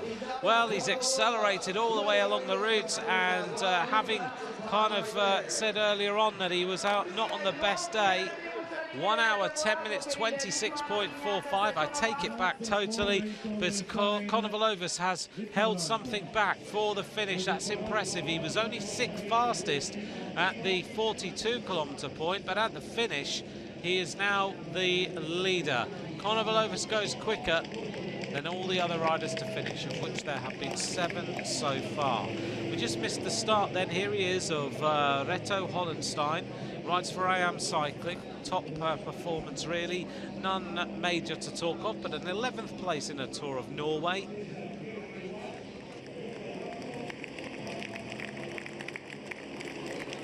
So if you're just joining us, let's bring you up to speed.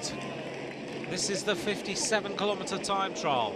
The leading time splits at 7.3 kilometers, Rowan Dennis of Australia. He hasn't reached the next points yet. Santos Oliveira of Portugal, the leading rider at 24 kilometres. At 42 is Saramotins, and at the finish, the leading rider is Conor Valovis. This is Rafael Infantino of Colombia, wearing number 23. 6th in the US Pro Challenge, you may remember, recently. Another good Colombian rider. They are producing so many good riders now.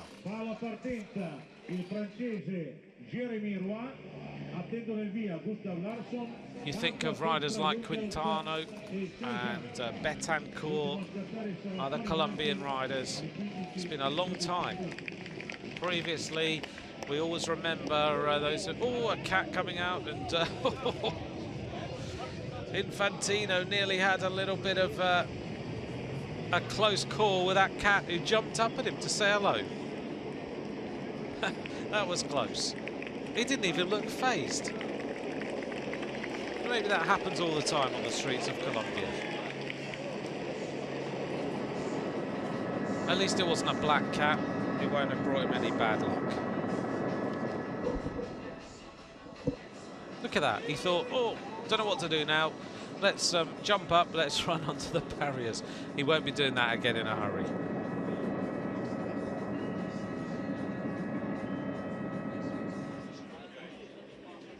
On top of the start ramp then with the French rider, Jeremy Roy. Little bit of a smile from Jeremy Roy, second in the French Time Trial Championships this year.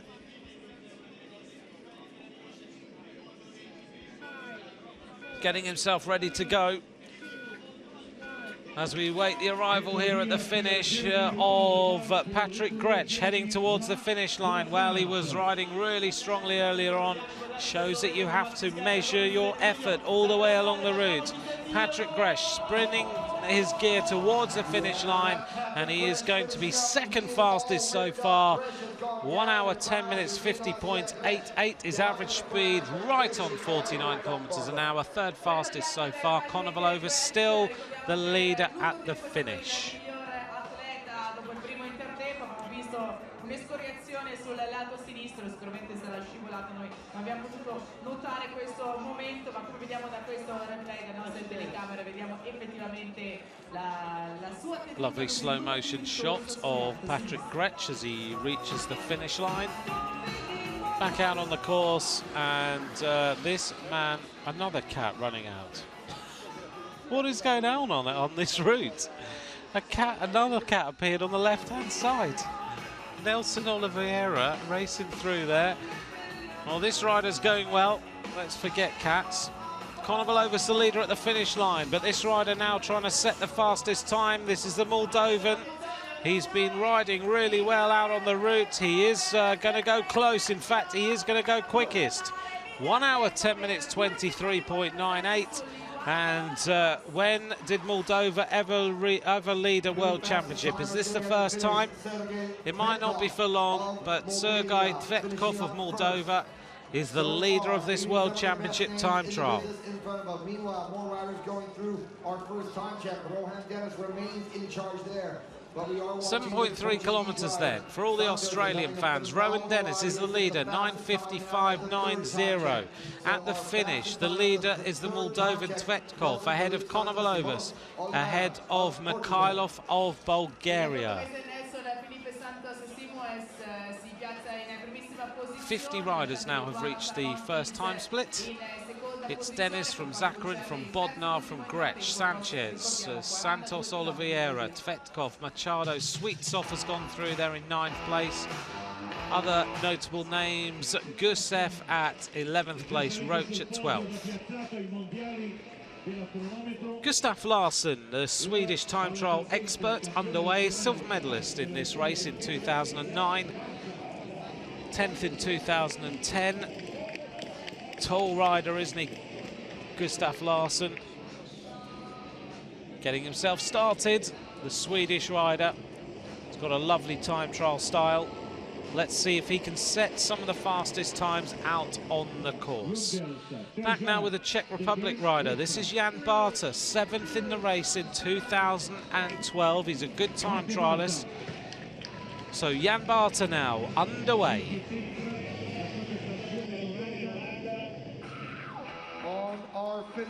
The arrival then of Sarah Motins at the finish. 10 riders have reached here.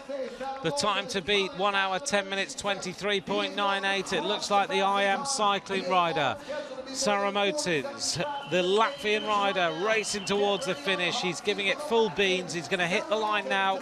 And it is 1 hour 9 minutes 32.97. He beats Svetkov. It was short-lived, but Moldova led for a while. 51 minutes and 1 second. Great ride from Sarah Motins, who accelerated all the way along the route.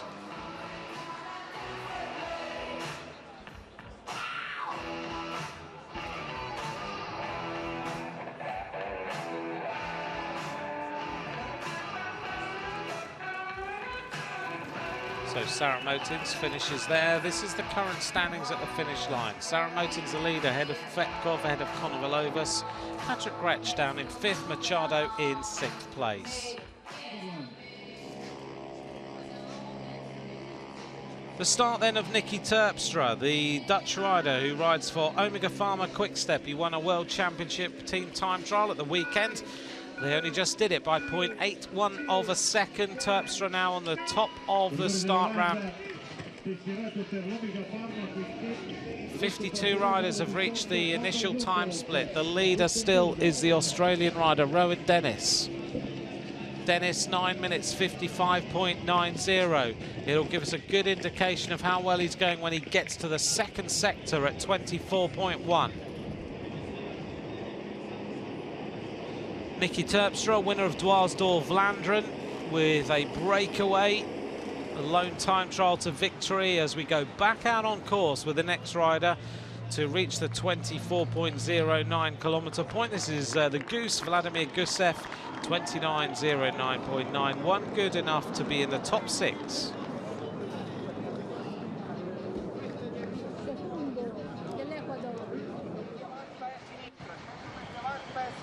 Jan Barter firmly into his time trial here. And this looks like Luis Leon Sanchez, the Belgian professional, racing past the Duomo, heading towards the conclusion of this 57-kilometre time trial.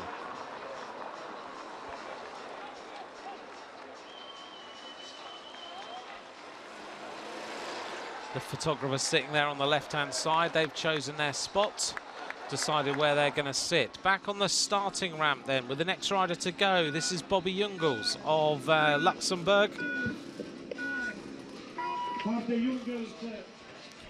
Bobby Jungels, the junior world champion in 2010. He's a good time trialist, maybe hasn't translated that to senior level yet. But he's going to see if he can produce something to put himself in the top 10 riders today. 53 riders have reached 7.3 kilometres. Rowan Dennis leads for Australia ahead of Ilnur Zakarin of Russia, Mati Bodnar of Poland, Patrick Gretsch of Germany, and Luis Leon Sanchez. Christoph van der Waal has just reached there, 7th fastest, 10 minutes 6.46. So Bobby Jungels accelerating and getting that bike up to top speed, wearing number 18 today.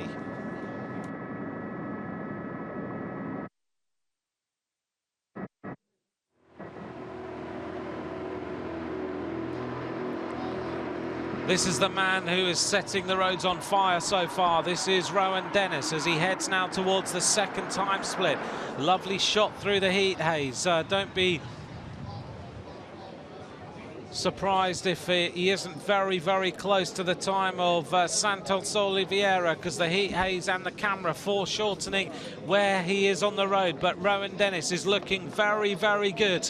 Silver medalist in the under-23 World Championship in 2012, and he said he wanted to do something today. Rowan Dennis now goes fastest by 21.45 seconds. And he is doing what Damien Howson did the other day. Rowan Dennis, the leader, the only rider over 50 kilometres an hour at the second sector. And back with the start now of Jesse Sargent of New Zealand, twice a bronze medalist in the Olympic team pursuit. And look at this, it's a 3-up team time trial out on the road, and this is not allowed. This is what you call running the rules a little bit close. I think the commissaires might have something to say about that any minute now. They might as well do some turns. Right, number 17, Jesse Sargent, twice the bronze medalist in the team pursuit, on the track. Now out on the road in the all-black colours. Can he produce a good time trial today? He's a talented young bike rider, this one.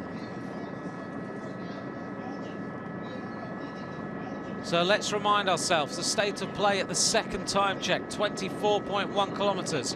Rowan Dennis leads, Nelson Oliveira in second, Konstantin Switsov in third. We're starting to see riders with the palmares, with the stamina in the legs from riding massive races, start to look to rise to the top. This is a man who likes to attack, Thomas de Gent, a stage winner in the Giro d'Italia. Thomas de Gent, who so far for next season doesn't have a contract. Can you even consider that? So Thomas de Gent now accelerating away from the start for Belgium. He's a rider that everyone loves to watch racing. Now here is Nicholas Roach heading towards the second time split. Roach now measuring his effort, and he's not going as quick as we may well have thought. Rowan Dennis, 28 minutes 34.34. Nicholas Roach is going to have to increase the pressure a little bit. He goes through there, fourth fastest, 29 minutes 4.83.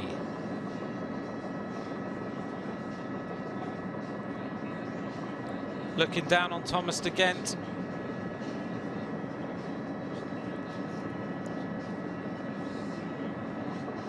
Thomas de Gent, nice and still on the bike, isn't he? Nicholas Roach really been working on his time trialling form over the last few weeks. He has totally changed his aero position on that time trial bike. Louis Vestra riding for the Netherlands, wearing number 15. We're counting down the top names in this World Championship time trial. Has signed for Astana for next season.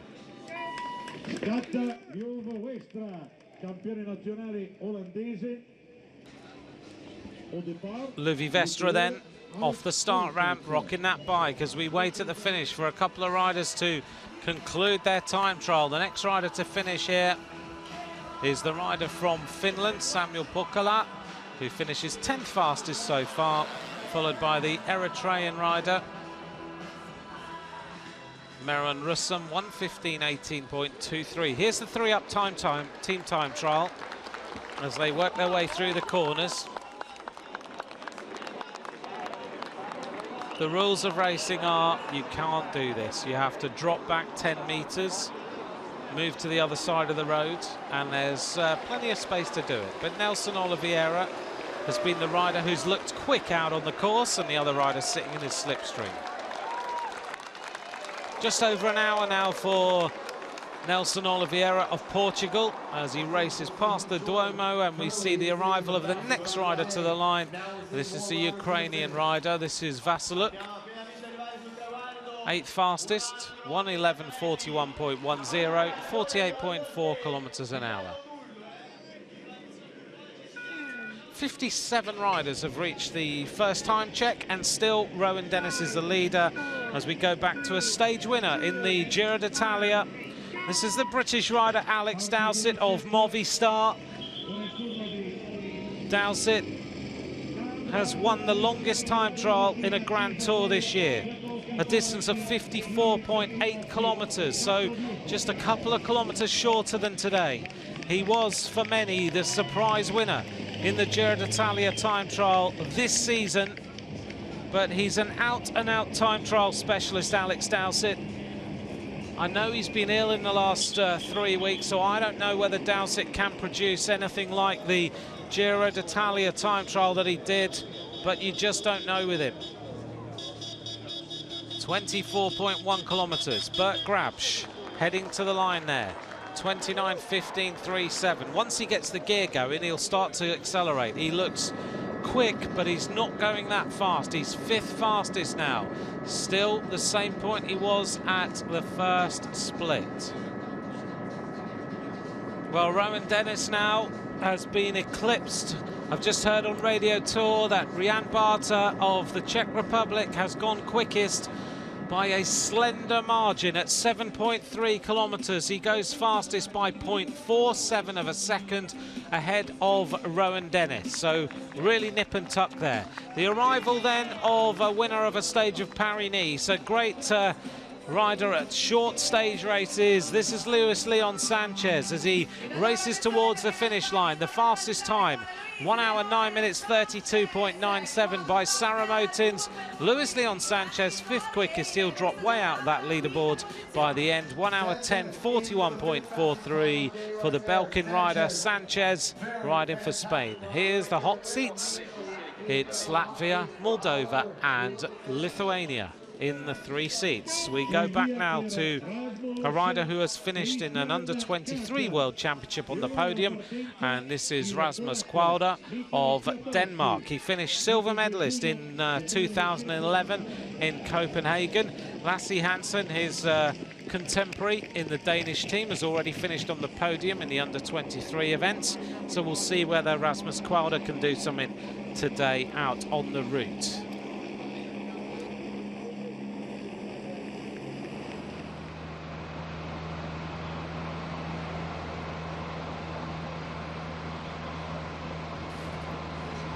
Alex Dowsett on a new time trial bike that they have just got from the Movistar team. He looks very, very concentrated indeed. Back at the start house with Michał Kwiatkowski, the junior world champion in 2008, riding for Poland. He rides for Omega Pharma Quick-Step. Michał Kwiatkowski then down the starting ramp and underway for Poland. This rider could produce a performance today, there is no doubt at all. We're getting some big, big names now out on the road. Not long until every rider will be out on the route. You have to measure your effort over that little climb at the beginning. Then it's all about cadence, speed and strength all the way to the finish line. At 7.3 kilometers, 59 riders have reached there. Jan Barter is the leader. Rowan Dennis of Australia in second, and Ilnur Zakarin of Russia in third place at that initial time split.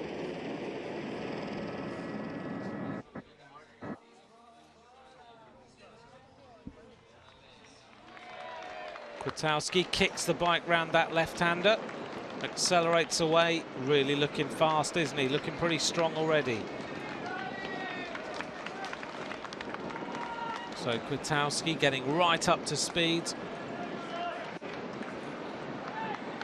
Rowan Dennis, the fastest rider at 24.1 kilometers.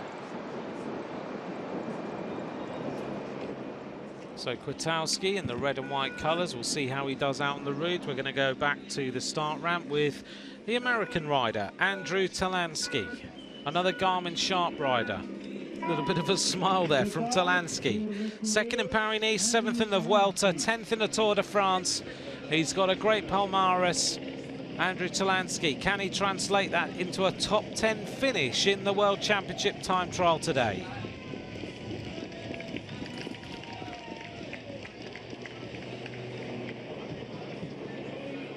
Talansky just getting into his rhythm, dropping the head a little bit there, just trying to get into that aero tuck. He's got a little bit of a problem with his shoes, so he's just doing those up as well. Sometimes they can just feel like you just need to do them up a little notch, so he flicks those, goes through the left-hander. Don't want to be messing around too much with things on the bike and shoes and everything else.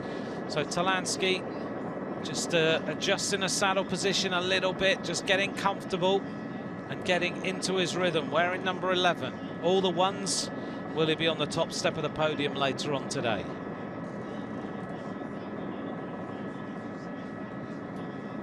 So if you're just joining us, this is the World Championship time trial for the elite riders. Jan Barter is the leader at 7.3 kilometers, the initial time split as we go back to the start ramp. This man was on the podium last year, wearing number 10. He was the bronze medalist in the World Championship last year in Valkenburg. He's a powerful bike rider. Vasil Kirienka of Team Sky goes down the start ramp. So the Belarusian, who we see so often sitting on the front of the peloton, riding tempo that Team Sky like to do. So the Belarusian rider, really strong. Normally has an incredible position on the bike. Last year, many were surprised that he actually took the bronze medal, but Kirienka had trained specifically for it. He knew he had a Sky contract in his pocket, and he was very, very motivated last season. Only 9 riders left to start in this World Championship time trial. As we wait for the arrival of the next rider at the finish. 19 riders have reached there, but this man has been the quickest rider out on the course. You'll notice how these riders have gone left and right of him. They don't want to be disqualified by the commissaires. Sarah Motens is the fastest time, 1 hour 9 minutes 32, but the Portuguese rider looks like he's going to set the standard for everyone else to beat.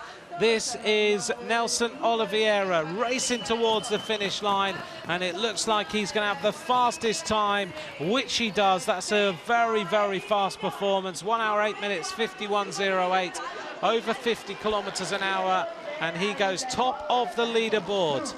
It's Portugal from Latvia, from Moldova. Saramotins drops down to second.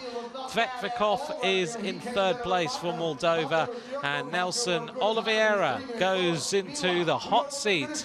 The Radio Shack rider has produced a great time trial today. His average speed 50.421 kilometers an hour. Confirmation then at the finish. We've seen 23 riders finish, and it is Portugal's Oliveira who leads. Konovalovas drops down into fourth place. Okay, here we are with the professor, Marco Pinotti, the Italian rider. The Tifosi will cheer him all the way around this route. A stage winner of the Giro d'Italia, a former Maglia Rosa of the Giro. This is Pinotti.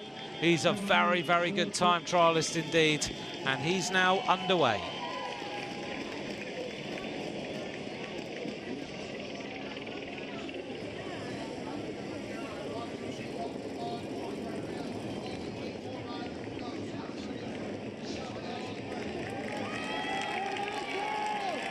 So the professor goes through the left-hander. They call him the professor. He's a very thoughtful bike rider indeed. This is Konstantin Switsov heading towards the 42.3 kilometers. The Belarusian Switsov heads towards the 42.3 kilometer point, and Switsov now goes fastest. 49 minutes, 38.58. So the Belarusian rider Switsov, he's a very, very good time trialist, goes fastest at that point. The only rider over 51 kilometers an hour. As we see Grutsev, a top 10 rider in the World Championships previously, reached the 24 kilometer point, 29 minutes and 7 seconds. I'm hearing on Radio Tour that they thought there'd been a faster time from Jan Barter, but it was a pretty exceptional time. In fact, you'd have to have been going downhill firmly from the start. So they've just corrected that in my ear. So the fastest time still Jan Barter ahead of Rowan Dennis at the first time split. As we see the next rider to go, he's a diminutive figure. This is Jonathan Castroviejo, a former red jersey of the Vuelta a España, teammate of Alex Dowsett in the Movistar team. And still the top three at the finish are Oliveira of Portugal, Saramotins of Latvia, and Tvetkov. Here we are with a man who is going to move from Omega Pharma Quickstep to I Am Cycling for next season. This is the French champion, Sylvain Chavanel.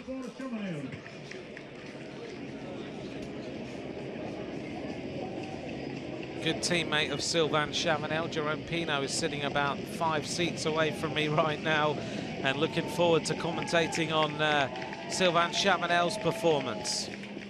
So they go out of the starting area. Chavanel is such a great time trialist now. He's worked so hard at this discipline.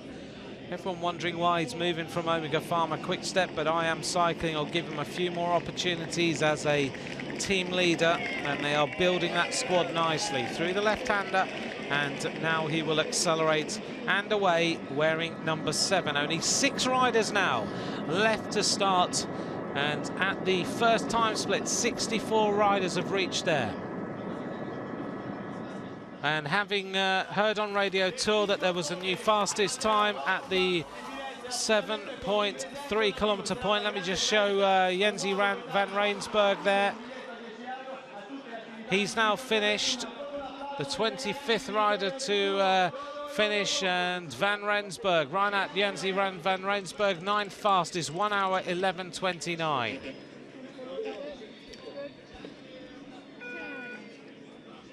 Here's a man that the whole of Australia will be rooting for. This is the Sky professional. This is Richie Port, as he now gets started down that start ramp. He was tweeting photos of his Australian skin suit this morning. He's now underway. Don't forget, hashtag Toscana 2013 is where you can follow some of the tweets that riders and commentators and everyone else associated with the event are on. Richie Porte then. He doesn't often get given the opportunity to ride for himself. He's quite often in support of somebody else. But today he has got that chance. Can Richie Porte put himself on the podium of the World Championship time trial? At 24 kilometers, Van der Walle goes through. And he looks like he is fourth fastest now. But let me bring you up to speed with the state of play on the road at the first time check. 65 riders have reached there. And the fastest time now is the rider who's finished on the podium in the under-23 World Championship, Rasmus Kwalder of Denmark. Now, has he done what Lasse Hansen did a couple of days ago? And if he has, this 57 kilometers is going to be an awful long way.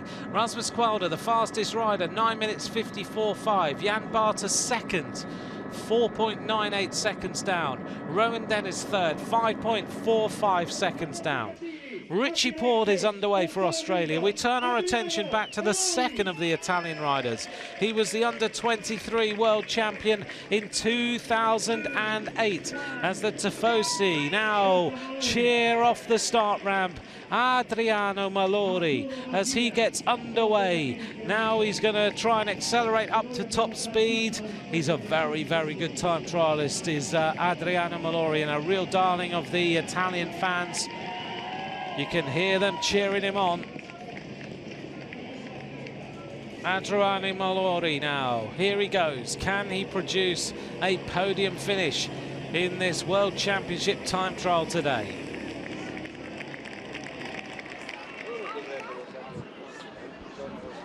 This is Gusev heading towards the next point on the horizon, the 42-kilometer point. 40 riders have reached here. The fastest time is Konstantin Switsov of Team Sky, the Belarusian rider, in 49 minutes 38. The Goose goes third, 50:13:07. Wearing number 5, Adriano Malori of Italy, with the pink helmet of Lampre Merida. Getting into his rhythm 1 minute into his ride. Anche i toscani, i lombardi, gli emiliani, non soltanto i veneti, incitano. Concentration on the face of the young American. Taylor Phinney now taking to the start. The silver medalist last year. This means so much to him. He lives in this area. He knows the roads. He's trained on them. He was really disappointed after the time trial of BMC the other day. Now Taylor Phinney wants to produce a time trial that can win the world title. He's put really high risers on this time trial bike. He's tried to cut down the frontal area as much as he possibly can within the rules. And Taylor Phinney, with the American flags on the front of the car, he's doing everything for the motivation. Here he goes. He'll try and rip it up into the first couple of time splits. Taylor Phinney goes safely through there. He's known so well by the Italian fans. He speaks good Italian. He's a former Maglia Rosa of the Giro d'Italia. Taylor Phinney now underway.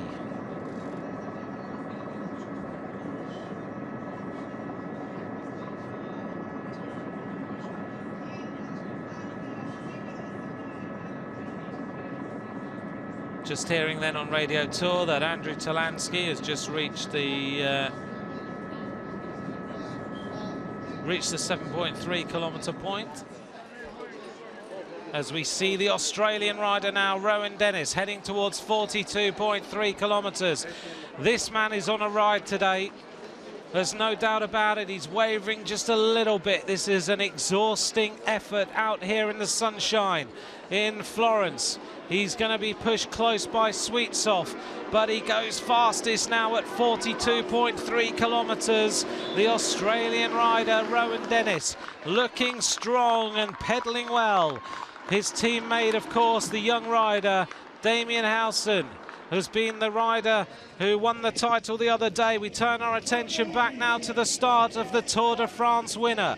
This is the British rider, the winner of the Tour de France last year, the silver medalist in 2011. He is the Olympic time trial champion, and we see the start now of Bradley Wiggins. Back now to the finishing area. It's constant changing, isn't it? Mati Bodnar of Poland heading towards the finish line. Can he get himself in the top 3? The answer is yes, he just does it. 1 hour, 9 minutes, 54.85. So he goes third fastest, just under 50 kilometers an hour. And still, it's Santos Oliveira who leads. Saramotin's in second and Bodnar in third place. Here we go. This is the start of the real showdown. Wiggins has started. This is the Swiss rider, 4 times the world champion of the individual time trial. Spartacus himself is on the start ramp. This is Fabian Cancellara. He's the penultimate rider to go, and Cancellara now is underway. Fabian Cancellara accelerates. Now, interestingly, Ian L'Equipe, after his interview yesterday, he said he wasn't going to ride this time trial. All his eyes are set on winning the World Road Race Championships on Sunday on a course that many people says don't suit him, but he thinks it does. Cancellara then decided that with respect, he thought he should ride this individual time trial and try and go for gold. He's going to go through on rails on this left-hander, one of the finest corners in world cycling, and Cancellara now accelerates away.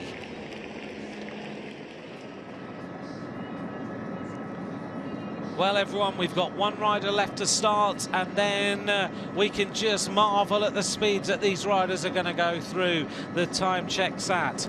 Who is going to be the rider to set the trail for everyone else to follow? Cancellara's on the road. Wiggins is on the road. Finney has started, and now we go back to the start of the defending champion of the World Championship time trial, the German rider, twice the world champion. This is Tony Martin as he gets ready to start now. You can tell how much he's warmed up. The sweat is already dripping off the back of his neck of that helmet that he's wearing. Tony Martin is now going to try and win a hat-trick of World Championship titles. Tony Martin now underway for Germany. All the riders now are out on the route. 70 riders have reached the 7.3 kilometer point. The fastest time is 9 minutes 50 seconds from Rasmus Kwalder.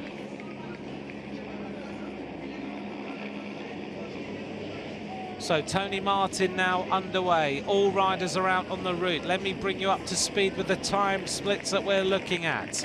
The fastest rider at the first time split is Rasmus Kwalder of Denmark in 9 minutes 50.45, followed by Barter, followed by the Australian rider Rowan Dennis at 24 kilometers. The fastest rider is Rowan Dennis, followed by Barter, followed now by Gustaf Larsson of Sweden at 42.3 kilometers. Rowan Dennis is the leader, ahead of Sweetsoff, ahead of Santos, ahead of Roach now.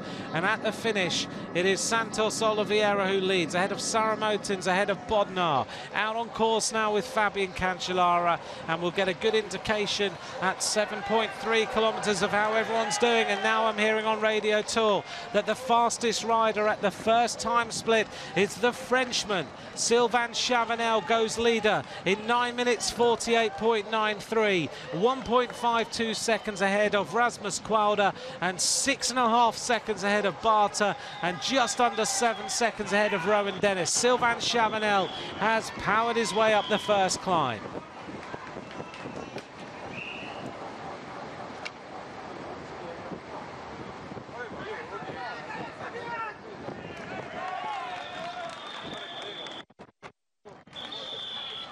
Fabian Cancellara wearing a pretty revealing skin suit right now as he makes his way along the route.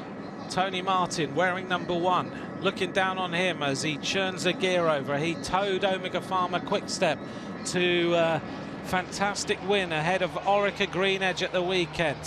In his press conference afterwards, he was very honest. He said, "We set a time out on the route that wasn't fast enough for a World Championship, so we had to reset and we had to get going again."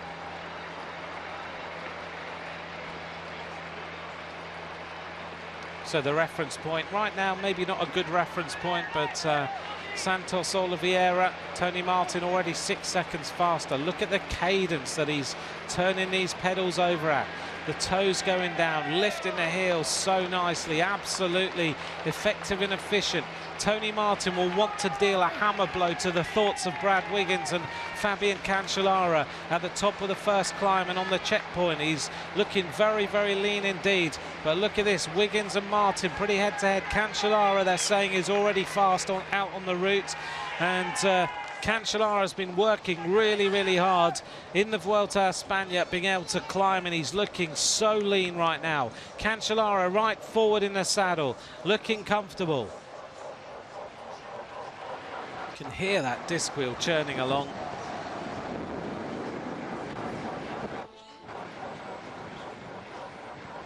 Well, Cancellara now lifting the knees right up to the elbows. Already faster than Tony Martin on the GPS, already faster than Brad Wiggins. As we go back now with Wiggins and flick back to Cancellara wearing number 2. Wiggins will generally start relatively steady. Then he will start to accelerate. That is normally the plan of Brad Wiggins. He'll measure his effort all the way along the route.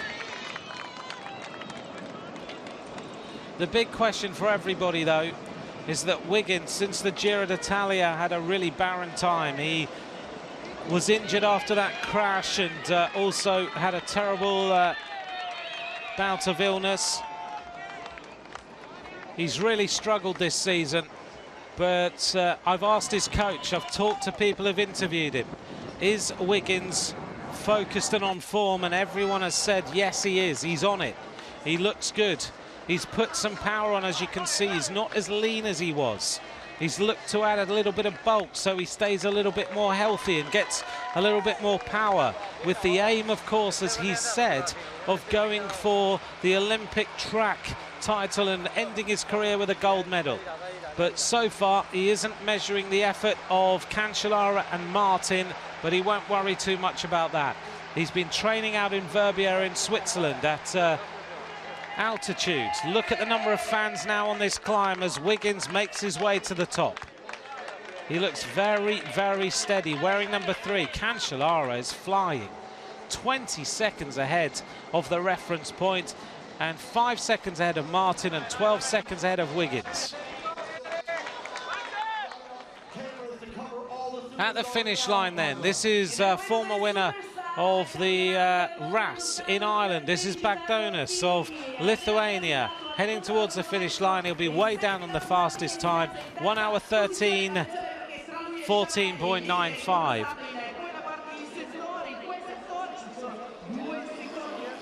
So this is the World Championship Elite Time Trial for men. Let's bring you up to speed with the time split at 7.3 kilometers. The fastest rider to that point is Sylvain Chavanel of France in 9:48.93. 74 riders have reached that point. Wiggins, Cancellara and Martin haven't. The second place rider is Rasmus Kwalda, and now on Radio Tour, out of sight, the fastest, the third fastest rider to that point is Taylor Phinney of the United States of America. Bringing you up to speed with Richie Porte, 7th fastest to that point in 9:58.15. So Richie Porte in the top 10 going up that climb. Rowan Dennis remains 5th fastest to that point as we cast our eyes back to the arrival of the Austrian rider. 32 riders have finished their time trial, and the next rider to arrive here at the finish line is Ricardo Zoidel, who is looking fast actually out on the course, looking to try and set the third fastest time, looking to beat 1:10.23.98. So Zoidel heading up towards the finish line now. He will go, by the looks of things, into the top 3, so it will change the standings. It is Santos Oliveira ahead of Sarah Motins, ahead of Bodnar, and Zoidel goes 4th.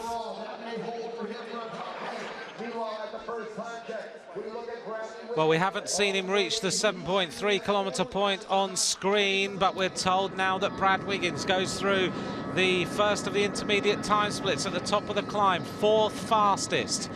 So it's Chavanel, followed by Qualder, followed by Finney, followed by Wiggins, followed by Barter, Rowan Dennis, top 6.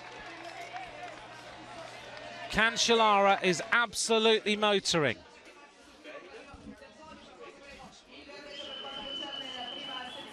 The arrival then of the finish of the rider from Azerbaijan, crosses the line there.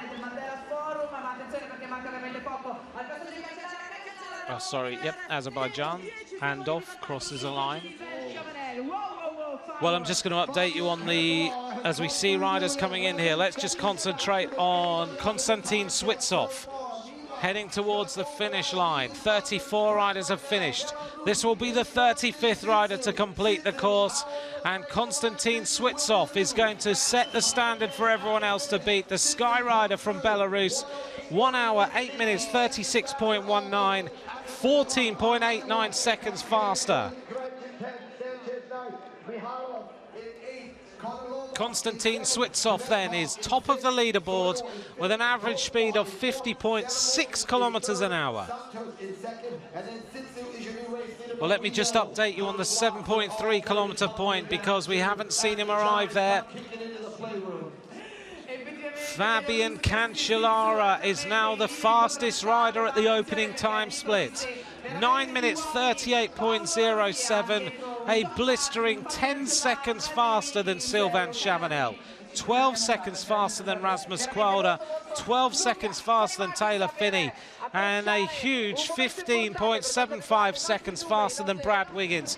Cancellara is absolutely flying already.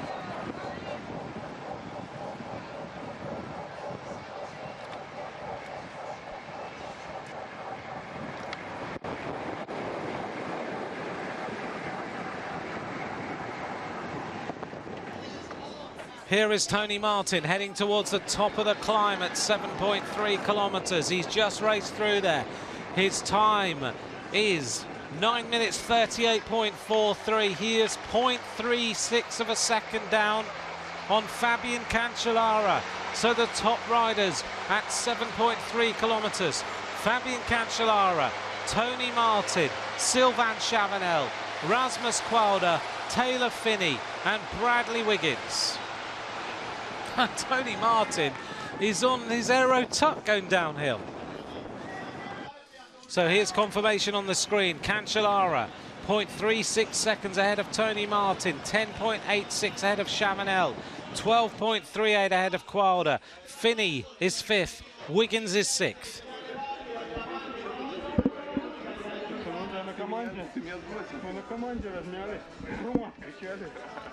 Well, I think these guys in the hot seat know they're only there on loan.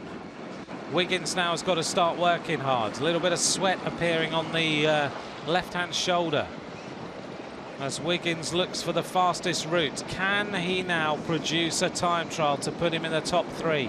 He won the Tour of Britain last week. He rode a very, very intelligent race in really terrible conditions. It poured with rain pretty much for 7 days. Cancellara now hunched over those bars, trying to get his head lower, down towards the arms, looking very, very compact, very powerful, pushing himself back in the saddle.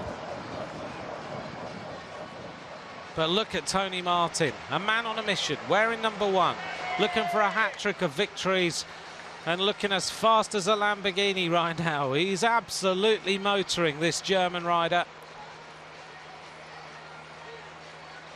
He had a few words to say in his press conference. He said compared to Brad Wiggins, he thought that maybe Wiggins would suffer because of coming to the World Championships without a break after the Tour of Britain. But I know the thinking behind it is that Wiggins hasn't had the racing. So they trained at altitude at Verbier. They then brought him back for the Tour of Britain. He rode there in front of his home crowd, boosted his morale, got him the win.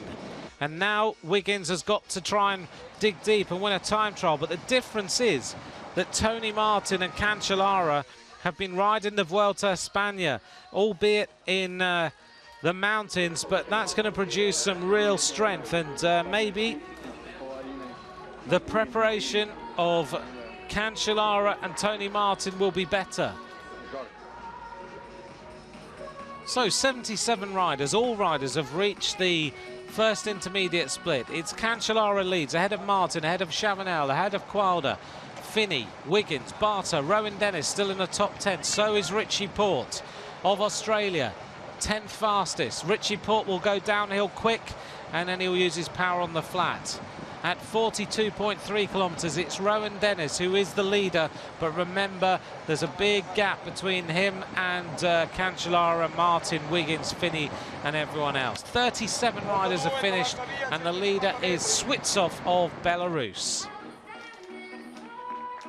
Approaching the finish line is currently the third fastest time of day, Vladimir Gusev. Very solid time for the Russian right now. He is solid. Vladimir Gusev heading up towards the finish line. Looks like he'll make it into the top 3 riders. The Russian rider stops the clock, 1 hour 9 minutes 5.11. He is firmly in the top 3 with an average speed of over 50 kilometers an hour. Good ride from Gusev, changing the standing. Switsov leads, Santos Oliveira second, Gusev in third.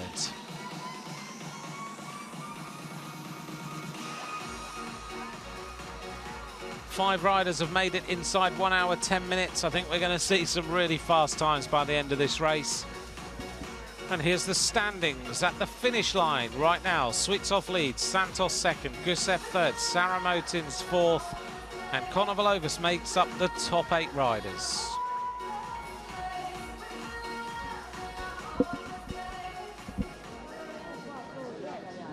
Out on the road here with Kirienka. We haven't seen him, but Kirienka's starting to accelerate out on the route, and he's looking fast. Kirienka now, the bronze medalist last year, goes fastest. And that's an impressive ride from the Belarusian. And Switsov smiles and nods in agreement. Vasil Kirienka now is the leading rider with a time of 28 minutes 1.92. Ahead of Rasmus Qualder by 21.99 seconds and 32 seconds ahead of Rowan Dennis. So the second sector of Vasil Kirienka is really impressive, and it doesn't surprise me. A stage winner in the Vuelta a España just a couple of weeks or so ago. Kirienka rode the time trial of his life that day on his own, didn't he? When he then got to the top of the mountain, somehow holding on to take that Vuelta stage win. Here is Tony Martin, concentrating hard, but that head is dropping a little bit. Now for Australia, the arrival at the finish line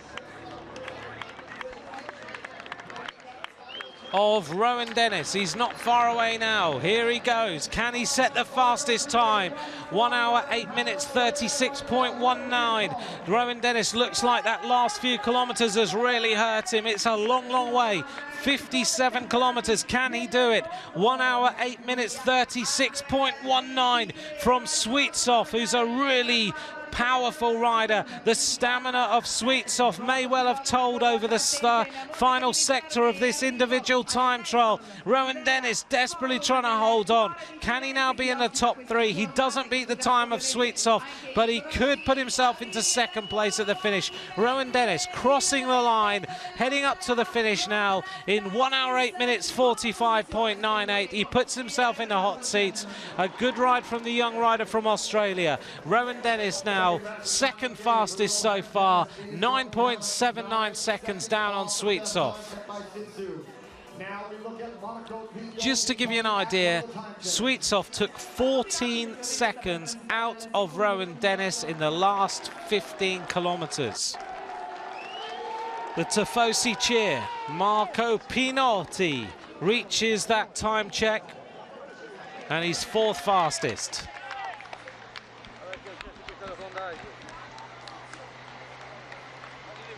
Well, thanks for joining me for this Men's Elite individual time trial. We're out on the road with the stars of individual time trialing, the stars of world cycling. The showdown between Fabian Cancellara, Tony Martin, and billed as a showdown with Wiggins, but Wiggins right now is not in the game. It's Cancellara and Martin who are looking fast, and now Tony Martin is going faster than Fabian Cancellara. This is impressive. Cancellara's in a massive gear. Back at the finish with Nicolas Roche. who has now accelerated a little bit. This is a good ride from Nicolas Roche. Heading towards the finish, the stamina of the Vuelta a España is telling for the red jersey of that race. Nicolas Roche racing to the finish line now. He crosses the line third fastest. 1 hour 8 minutes 50.00. He tweeted this morning he was a bit nervous about this time trial. He's never ridden it before, but he's produced a good ride over 57 kilometers. Nicolas Roche goes third fastest. It's Belarus leading, with Sweetsoff ahead of Rowan Dennis, ahead of Nicolas Roche of Ireland.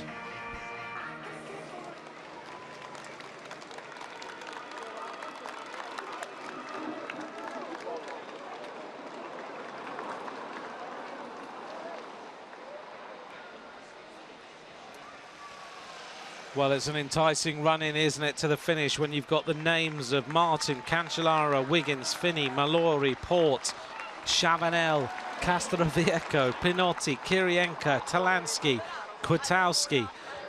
Poof.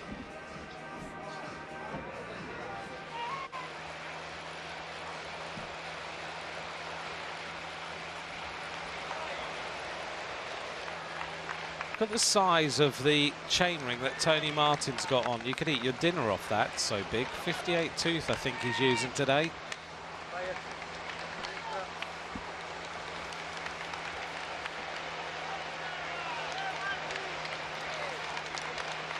Martin firmly on a ride today, wearing number 1. He wants the hat-trick of victories. Cancellara has 4. Martin looking for his 3rd now. The arrival then of Sylvain Chavanel at the 24-kilometer time split. This man was blazing a trail at the top of the first climb, but he's now slowing down a little bit. Sylvain Chavanel, 28 minutes, 34.63, 4th fastest for Chavanel. We turn our attention now to the 42-kilometer point. This is Gustav Larsson of Sweden. Larsson is a magnificent time trialist, and he'll get into his stride, and there's your answer. He's gone quickest now at 42 kilometers. He beats the time of Rowan Dennis by 2.81 seconds. Gustav Larsson now on the move.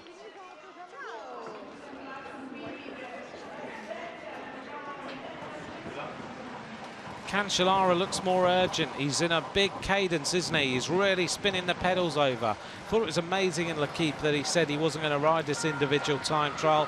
He wants the World Road Race title. Maybe why he's keeping his suppleness. He's riding a small gear. He's spinning the gears over. He just wants to get to the finish. Now the hot seats, the chance to see Sweetsoff and Roche and Dennis.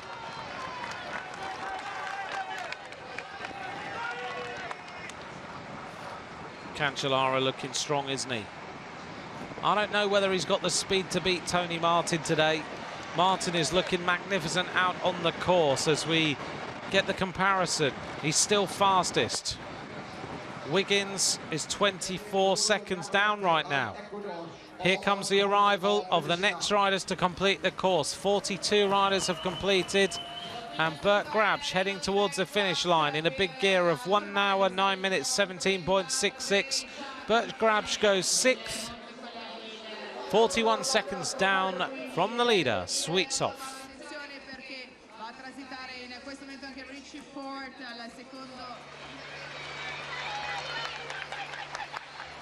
Richie Port now has reached the 24.1 kilometer point, 6th fastest. 28 minutes 44.60. Taylor Phinney dropping away now. Wiggins is 24 seconds down on Tony Martin, who is the reference point right now. Cancellara 8 seconds down on Tony Martin. Wiggins losing a lot of time to the German, who looks really comfortable, lifting the knees, pedaling a big gear. The man who's surprising everyone is Rasmus Kwalder. Tony Martin had the opportunity there to take a drink. Settles back into his rhythm nicely. 57 kilometers, very important to make sure you rehydrate. Rasmus Kwalder is the rider of the day. The Danes have surprised so far. Annika Langvad yesterday holding on to the lead all the way through, ending up, I think, from memory, 5th fastest. Out on course with Adriana Malori, 24 kilometres, 28 minutes 49.41.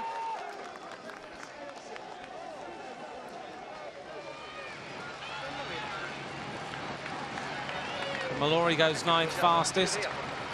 I was just looking at the comparison there of Malori to the rider now who's gone quickest at the next point, which was Gustav Larsson, and the gap between them was 5 seconds.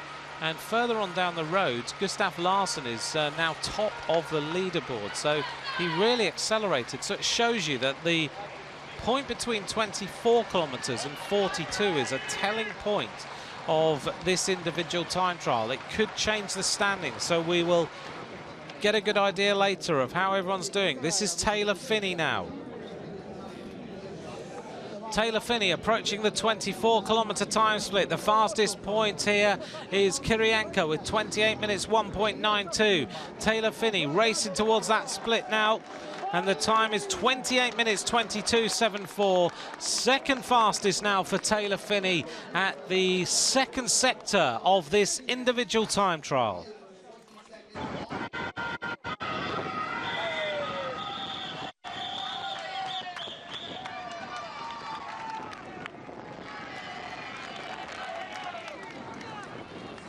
You've seen the flags there on the right-hand side. It's a tailwind at this point. So the big gear of Tony Martin is putting paid to the efforts of these other riders right now. But Bradley Wiggins looks like he has got into his stride. He is now starting to motor. Maybe he's let Martin and Cancellara go ahead. Now he's going to start to ride them down and use his time trialing prowess. But it's a big, big ask to come back at Tony Martin.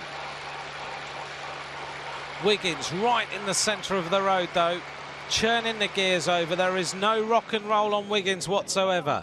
As he heads now to this point, look at this. Wiggins now is starting to accelerate, but he's going to be slightly outside the time of his Sky teammate Kirienka. 28 minutes 5.38 for Wiggins.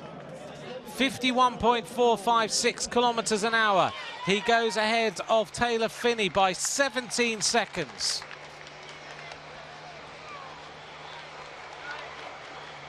Well, Brad Wiggins, even although he's had a season that many would say to forget, but he was on his game for the Giro, then had a terrible time. He's come back, he's won the Tour of Britain, and now he is looking to try and at least put himself in with a medal in these World Championships. Cancellara riding strongly. Next year, his Radio Shack team will become Trek, and Cancellara will be one of the top figures in that squad. Right, now we're looking at the arrival of Cancellara. This is a fast time. He's going to be the first rider under 28 minutes by the looks of things. Kirienka, 28 minutes 1.92. And Cancellara is looking rapido on this course now. 24.09. Cancellara with a blistering 20 seconds faster. 27 minutes 41.05. And Cancellara is absolutely motoring full gas for the Swiss rider. The top three then at 24.1 kilometres. It's Cancellara from Kirienka, from Wiggins, from Phinney in 4th place now. Tony Martin is heading towards that time split. He's going to get there soon. He's chasing down Fabian Cancellara. We're looking at a time here of round about 27.5 minutes if he continues like this. You can hear the speed from that disc wheel.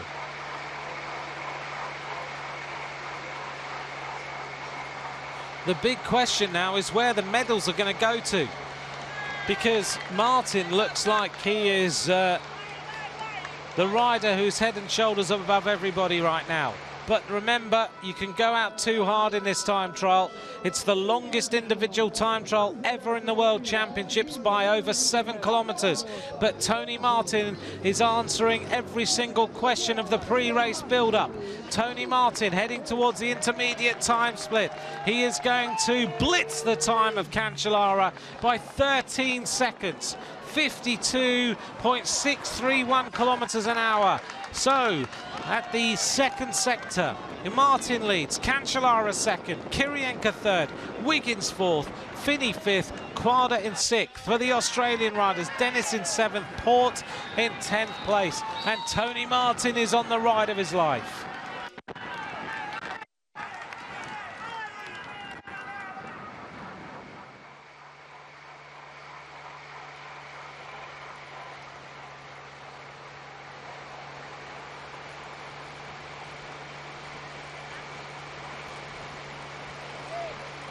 Well, all that Tony Martin is doing right now is just denting the morale of the other riders who he's against. He's put 37 seconds into Brad Wiggins. Wiggins is the Olympic champion. As you can see, he's put a bit of bulk on now. He says he's purposely put on a few kilos. He's really bulked up to give him more power, more speed, but so far it isn't working.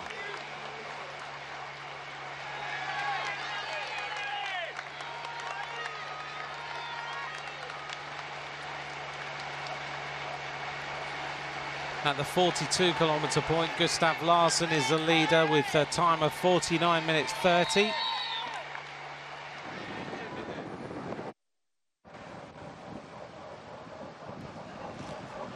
Now the question is going to be over this next sector, which is more difficult, as to whether Tony Martin will start to feel the pressure. Cancellara, you can see, is working really, really hard.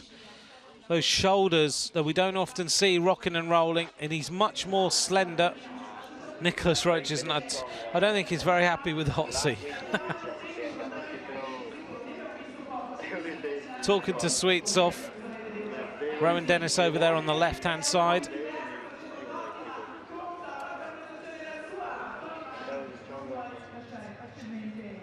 The arrival then of the next rider at the finish line. 48 riders have completed this time trial, and it's going to be Dmitry Grutsev who's going to head towards the line now. Grutsev is a rider that we've mentioned already, who has finished in the top 6 places, and he is going to be inside the top 6 so far today with 1 hour 9 minutes 12.60. But I think that's going to see him drop down towards the top 10, outside maybe the top 10 by the end of the day.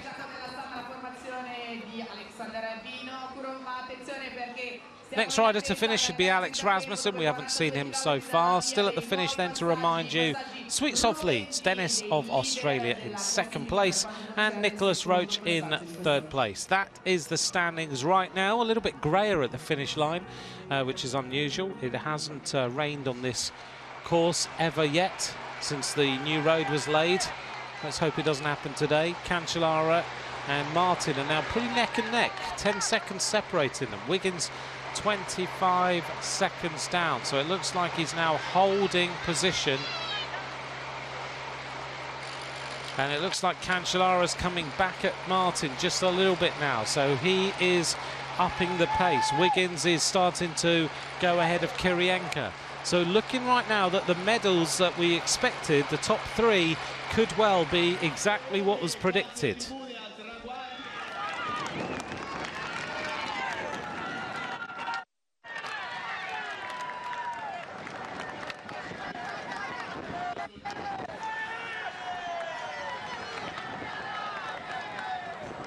I'm just hearing on Radio Tour now, we may get a replayed highlight of it, but the fastest rider now at 42 kilometers is the Danish rider. Rasmus Quada has gone faster than Gustav Larsson by 17 seconds.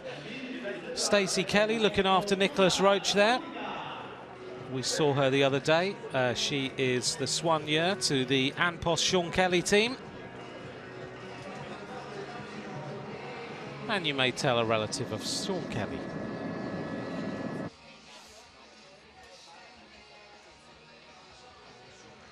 So riders arriving now at the finish line, and this is Christophe van der Waele. This is a good performance from Van der Waele. 50 riders have reached the finish. There's some accelerating happening over the last sector. The Belgian rider Van der Waele trying to put himself in the top 3. Sweets off with a time of 1 hour 8 minutes 36. Van der Waele's outside that time. Can he now beat either Rowan Dennis or Nicolas Roche? It's going to be very, very close indeed for Van der Waele of Belgium. Heading up towards the finish line. He's going to be outside the time of both Roche and of Dennis, but a good performance from him. 5th fastest for Van der Waele.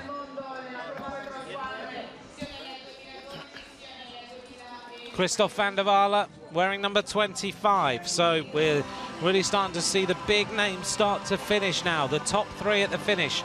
52 riders have completed this time trial. It's Sweetsoff of Belarus, the leader. 9.79 seconds ahead of Rowan Dennis and 13.81 seconds ahead of Nicolas Roche.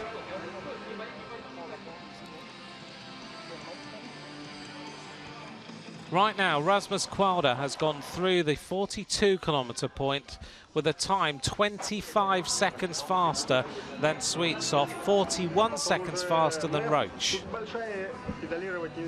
It's all about this last sector then. Looking at the 42-kilometre point, Nicolas Roche was 7th fastest, 41 seconds down on Kwalder. And he was also, by the looks of things, he was about 16 seconds down on Sweetsoff, but at the finish he was 13 seconds down. So there is the ability to start to bring some time back. Martin and Cancellara are being separated by 10 seconds for quite a while. Wiggins is starting to peg back a little bit. He's accelerated ahead of Kirienka.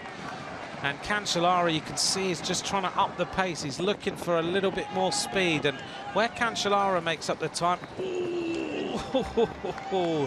I was about to say where he makes the time up is through the corners, and he nearly overcooked it. He was right on the rails of that roundabout. Wiggins now is started to come back a little bit.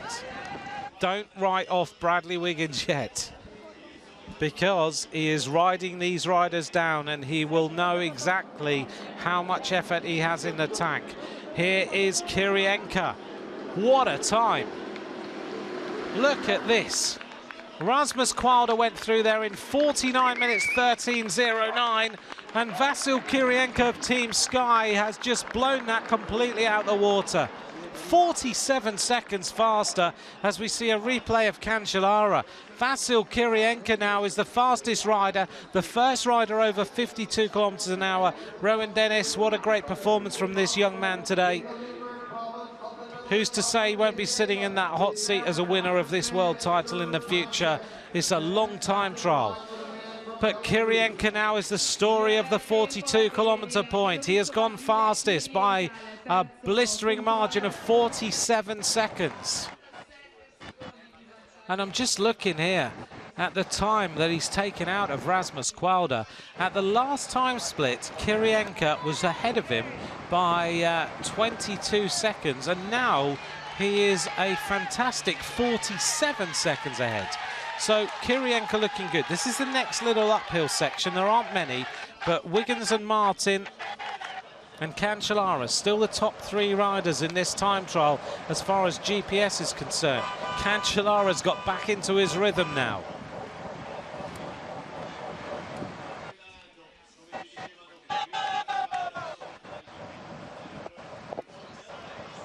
Cancellara, 4 times the world champion. 2006, 2007, 2009, 2010. The bronze medalist as far back as 2005. Spartacus wants a little bit more speed. It's actually getting close now to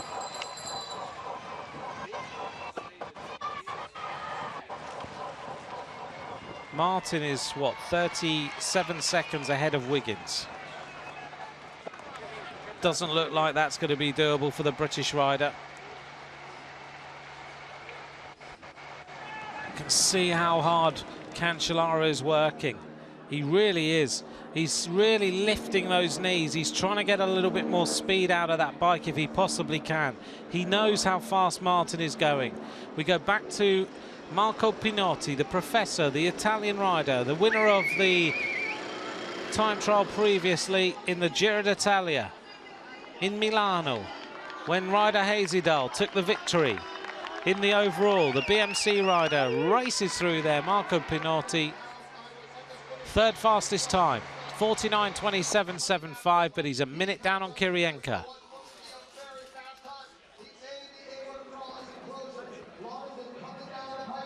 The arrival then at the finish of a rider who has been setting a fast pace out on the course. The fastest time so far is Konstantin Switsov, but this man has finished on the podium before. Gustaf Erik Larsson of Sweden, as he heads now towards the finish line. You'll notice he's got that familiar style with the left knee and the left ankle out, a little bit like Chris Horner. 1 hour, 8 minutes, 36.19 is the time to beat of Switsov. Gustaf Larsson heading towards the finish line now. Can he do it? Switsov really accelerated over the last sector. Switsov is looking like he might hold on to it. Larsson sprinting all the way to the line. Can he do it? 1.07 seconds faster. And Larsson goes top of the leaderboards for Sweden. Pushes Switsov down into second place, Rowan Dennis into third, and Nicholas Roach in fourth place. Now he'll drop out of the hot seats.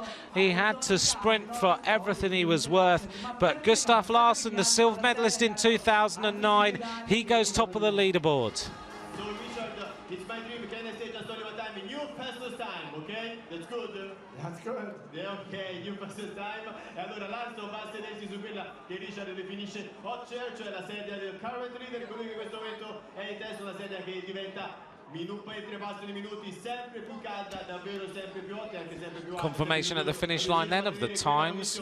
56 riders have finished. Gustaf Larsson trying to recover. Oh, that hurt.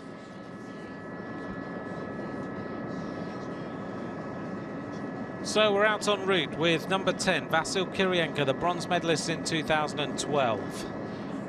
Stage winner of the Vuelta a España. One of the riders that Team Sky use on the front of the peloton to just ride all the time. Nice tempo as we see Jan Barter now heading towards the finish line. This man has been out on the route and been setting some good times, but he's now accelerated a little bit. Jan Barter, 7th in 2012 from the Czech Republic, racing up to the finish, and he is going to go into the top couple of places. Jan Barter, third fastest, 1 hour, 8 minutes, 43.65 and 8.53 seconds down.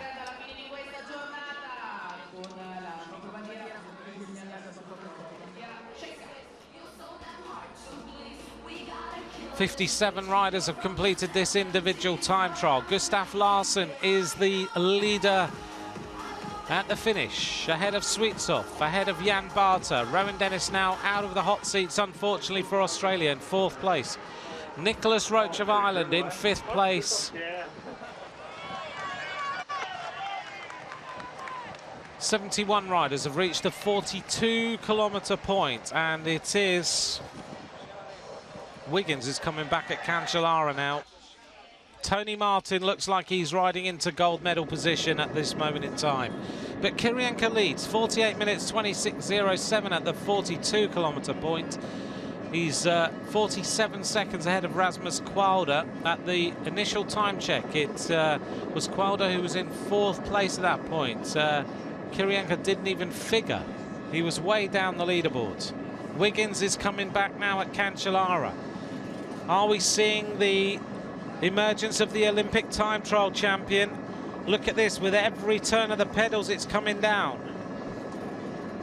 Has Wiggins decided to ride this one totally different? 13 seconds now between him and Cancellara. And here's the arrival of the Australian, the Tasmanian, Richie Porte now, as he heads towards the completion of 42 kilometres. Richie Porte trying to better the time of his teammate at Team Sky. Kirienka, doesn't look like that's going to happen. But Richie Porte is going to be inside the top 10 riders, I think. 7th fastest, 49.41.11 for the Aussie. Richie Porte, now he's got to accelerate into the final sector up to this 57-kilometre point. It's not over yet for any of these riders. This is Nicky Terpstra, the winner of Dwaalsdorp-Vlaanderen, heading up towards the finish line. He'll be the 59th rider in this World Championship time trial to complete the course. He does in 1 hour 9 minutes 37.48. Nicky Terpstra, 12th fastest.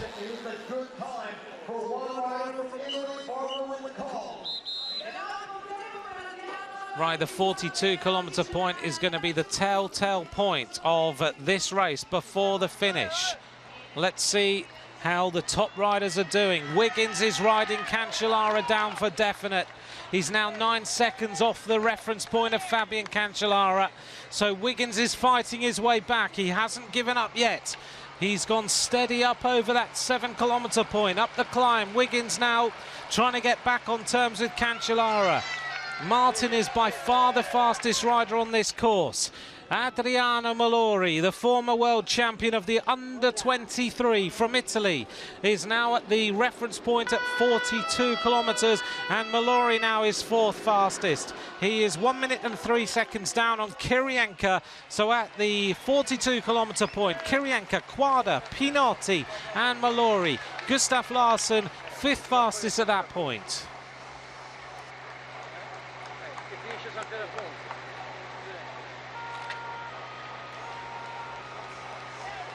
On the road with Tony Martin. Here we are with Taylor Phinney.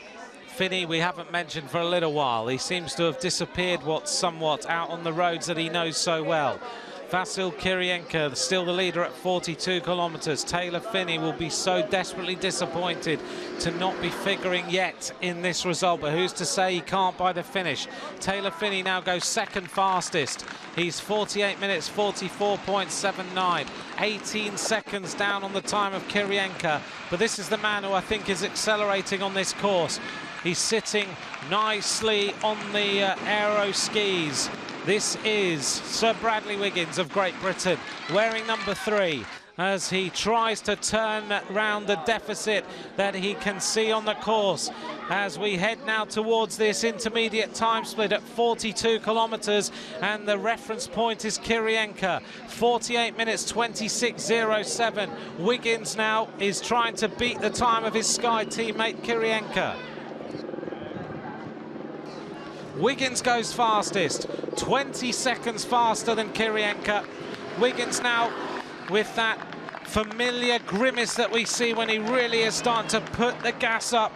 And Wiggins now is ratcheting up little bit by little bit. Cancellara is absolutely on the limit through the corners. He is trying to find any little bit of speed that he possibly can. He went through those corners on the skis. Wiggins now with an average speed of 52.770 kilometres an hour is the fastest rider of the 75 riders who've reached the 42-kilometre point. Kirienka in 2nd, Taylor Phinney in 3rd, Rasmus Qualda in 4th, Pinotti in 5th, Malori in 6th place. And look at this, Wiggins now being pegged by Cancellara.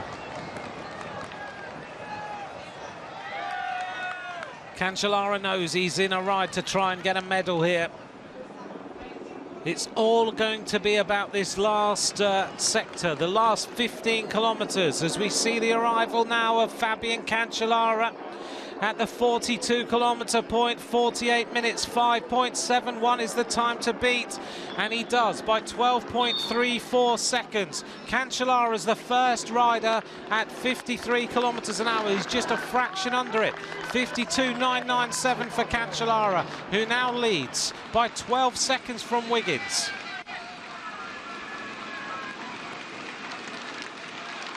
Wiggins having to work really, really hard now.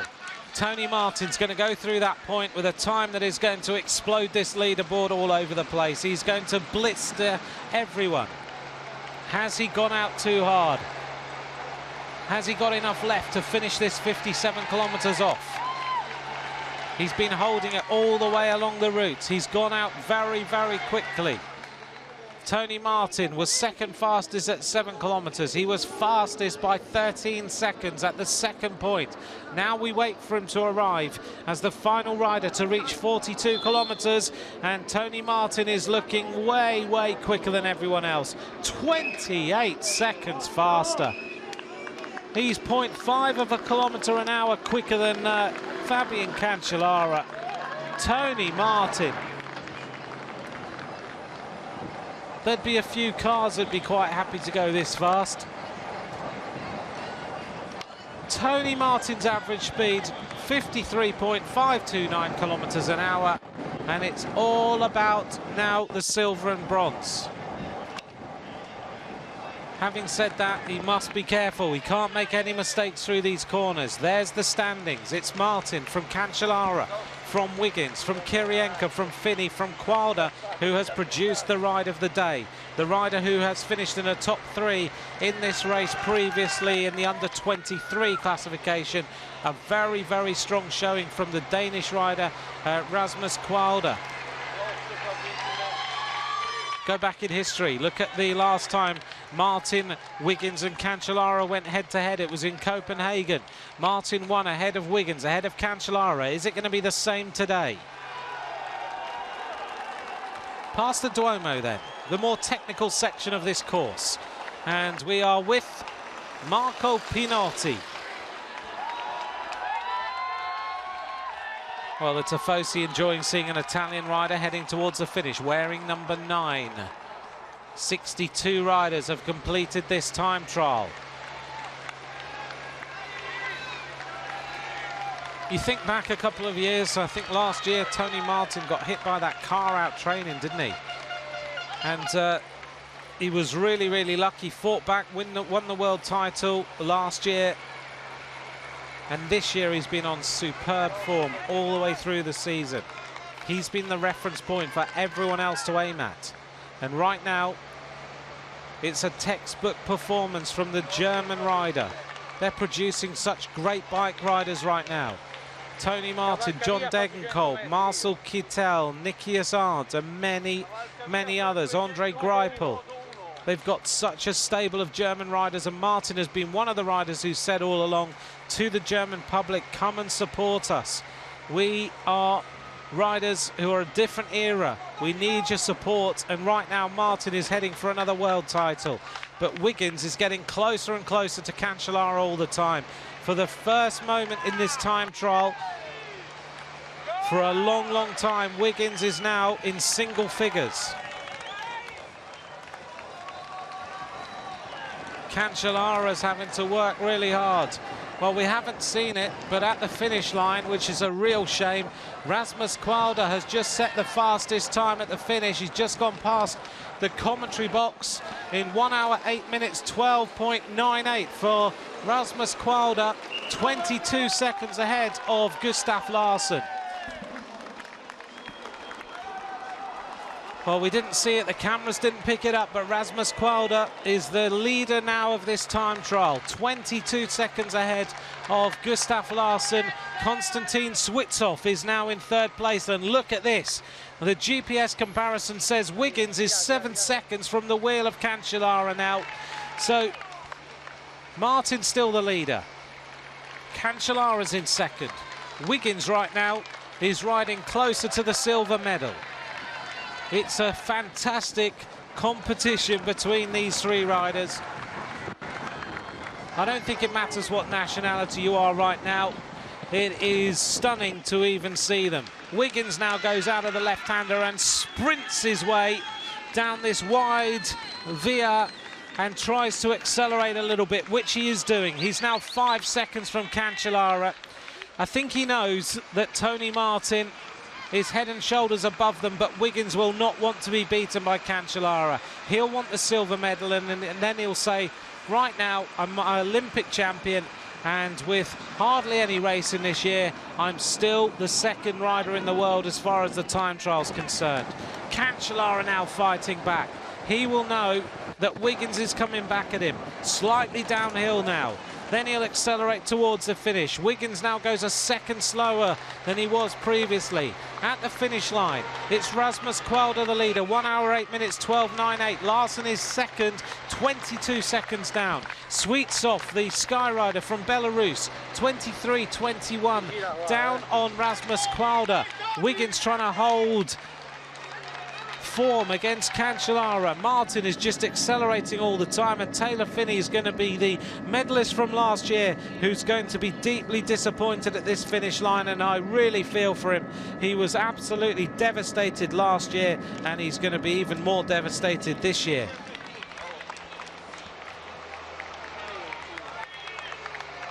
So Tony Martin looking for fast roads, looking for any little bit of fast route round a corner. Cancellara now, you can see the head going even a little bit. This is an impressive ride. Phinney's way out of the game. 1 minute and 3 seconds down on the 3 fastest time trialists in the world right now. It was billed as the showdown, but this man now could set the fastest time. Look at Kirienka. He's weight training on this bike in a massive gear, and Kirienka could be the surprise package. He was a medalist last year. Kwalder's time, 1 hour 8 minutes 12.98, and Kirienka 1 hour 7 minutes 2.66. Kirienka has beaten Rasmus Kwalder by 1 minute and 10 seconds. Whoa. Kirienka, for me, has accelerated all the way to the finish. So the top 3 at the finish, the Belarusian Kirienka ahead of Rasmus Kwalder by 1 minute 10.32.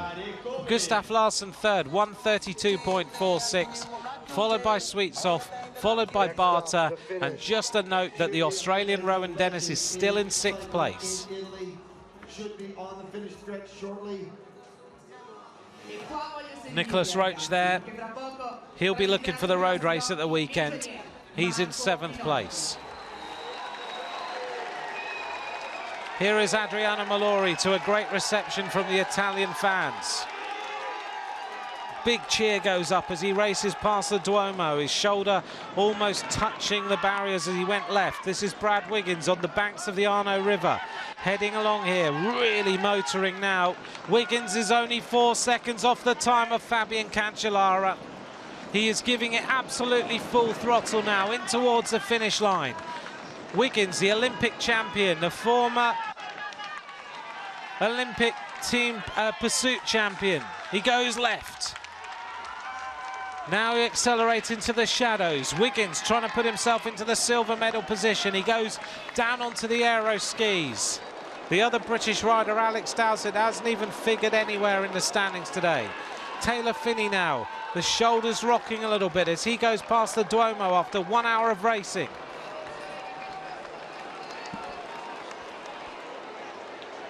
Look at the size of the crowd in the Duomo area. It's about 6 deep through there. Tony Martin working hard. 67 riders have finished. This is a technical section. You have to get every one of these corners absolutely nailed. You don't want to make any mistake on these corners. Here goes Wiggins powering his way past the Duomo now. And in the finishing area, the 68th rider to finish is going to be the Italian rider, Marco Pinotti, the BMC professional, heading towards the finish line. He's looking to put himself inside the top 3 places. Is he going to do it? He's just going to be outside the time of Kwalder, but he is going to be inside the top 3. Marco Pinotti, 1 hour 8 minutes 18.57, and Pinotti is in the top 3. Well, that's interesting because he has accelerated along the course. There's no doubt about that. 68 riders have finished. Kirienka leads. Kwalder's second. Pinotti is third. Rowan Dennis drops down to 7th. Nicholas Roach of Ireland drops down to 8th place. Kirienka looking at the leaderboards and sitting, Cancellara right on the limit through that right-hander. almost scraping his shoulder and taking the ice cream of the person in the crowd away with him.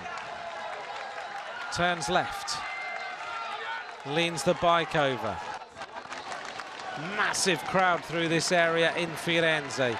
A wonderful place to just wander around with the gelato shops, the cafes, the leather you can buy, the leather handbags you can buy in some of the side streets. It's a massive crowd now as Fabian Cancellara races through past the Duomo. 3 seconds now between Cancellara and Wiggins. Look at that, Cancellara almost touches the barrier on the left-hand side. He's having to give it full throttle to just hold on to the silver medal. Kirienka's the leader, 1 hour 7 minutes 2.66. He's in the ballpark that's required for a medal here.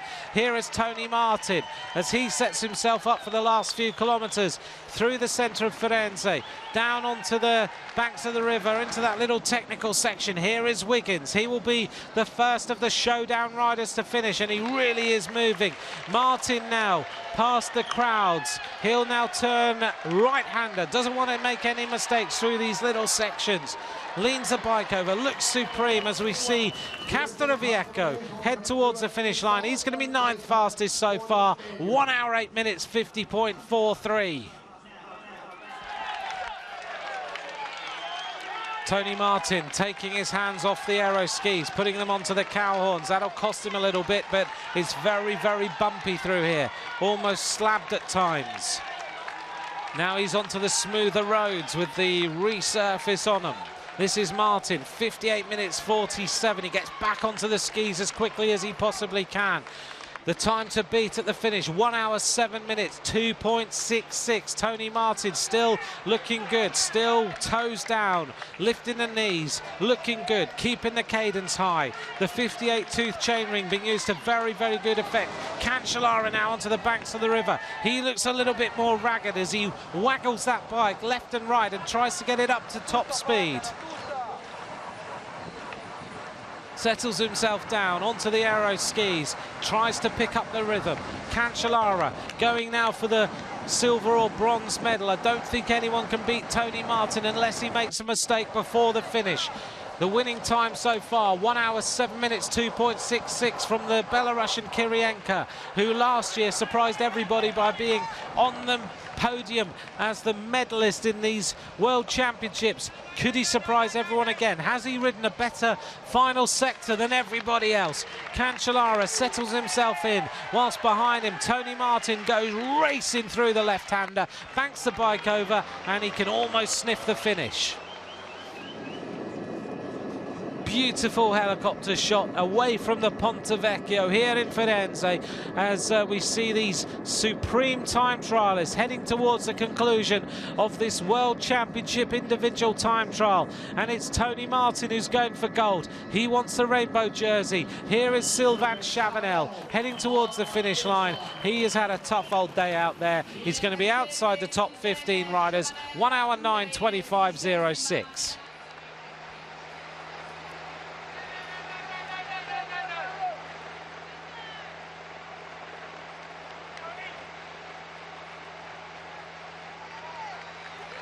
The reference point then between Cancellara, Martin and Wiggins, and Cancellara now and Wiggins on neck and neck for this silver medal. Tony Martin is still the fastest rider on the road. Wiggins now goes quicker than Cancellara. So the Olympic champion has ridden a very measured time trial, and he's coming back at Spartacus. It's the Modster against Spartacus now as they head towards the conclusion of this time trial. Wiggins is showing real stamina now that everyone thought he wouldn't have, having had so little racing. But we know he's been at altitude at Verbier in Switzerland. We know from his coach that they thought he was pretty close to a medal. Richie Port of Australia heads up towards the finish line. He stops the clock in 1 hour 8 minutes 59.47. Averages over 50k an hour, and he's still outside the top 10. That's incredible. Cancellara now kicking on, looking to find a little bit more speed. Now it's fast downhill after that bridge, all the way to a left-hander in towards the finishing line. Wiggins is going faster. Now he's going to go right, setting himself up, leans the bike over. Now he's going to sprint out of it using his pursuit starts. Then he'll go left-hander yet again. He leans that bike over. He's still faster than Cancellara, makes no mistake there. He will be very happy to try and silence some of the critics he's had this year. Cancellara, on the other hand, has said he wants to win the World Road title at the weekend, and who's to say he couldn't do it? Adriano Malori now racing towards the finish line. The Italian rider, Kirienka still fastest, 1 hour 7 minutes 2.66. Malori 1 hour 8:27.72, just outside the top three. In fourth, fastest time so far with a number of riders. The next rider to finish will be the American rider Taylor Phinney.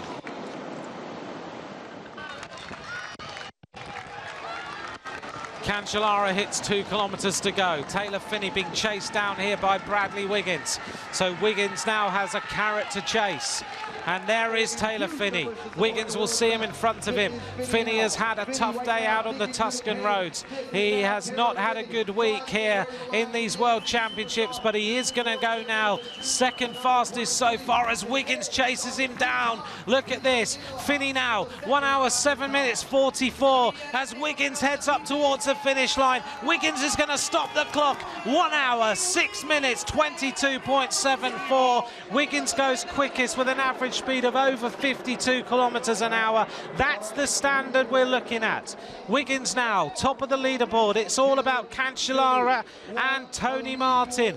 What has Wiggins done? Has he accelerated over that last sector? Well, Sir Bradley Wiggins is now top of the leaderboard after one of the toughest seasons he's ever had. 2 more riders left to finish. This is the standings now. Wiggins leads, Kirienka second. Taylor Phinney is in 3rd place. Fabian Cancellara, 4 times the world champion of the time trial. Here he is, heading up towards the finish line. He's given it absolutely everything. He's looking quick.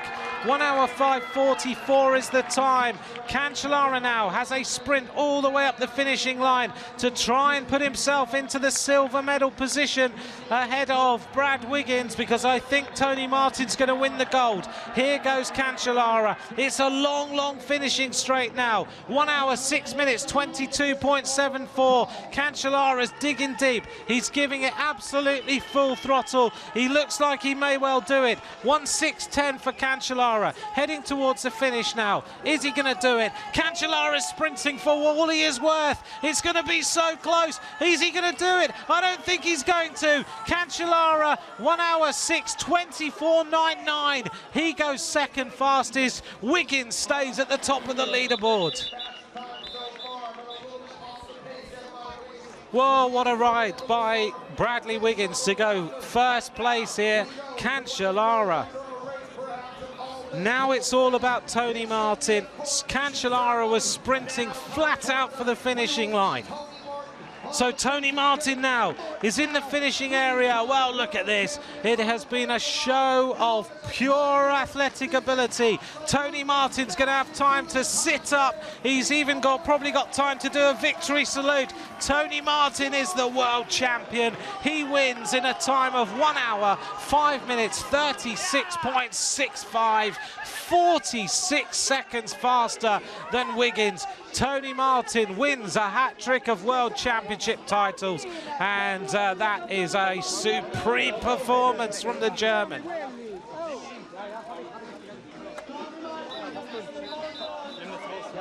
He's a bit all over the place, isn't he?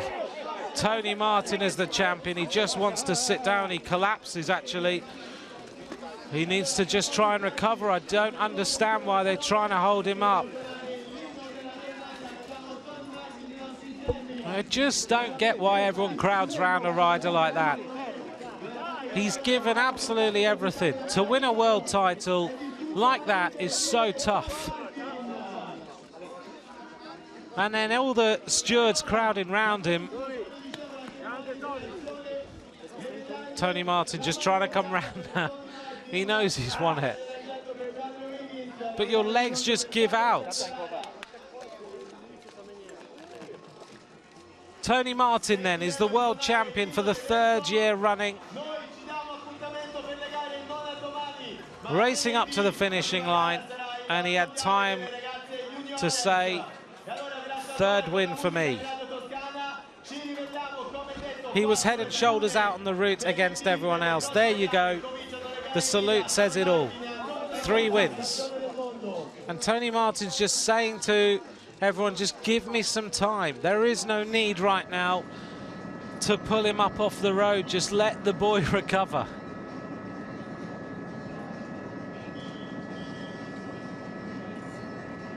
Confirmation then of today's result. Tony Martin is the winner of the gold medal in these World Championships for the time trial. 46 seconds ahead of the silver medalist, Bradley Wiggins. The bronze medal goes to Fabian Cancellara and Vasyl Kirienka and Taylor Phinney. The 2 medalists from previously go into the top 5. Here's the rundown of the rest. Rowan Dennis, 12th place today. Nicholas Roach in 13th place. And we'll count down the rest for you. Here we go. Richie Port in the top 20 for Australia. Jesse Sargent, 21st for New Zealand. Sylvain Chavanel started quick, faded later.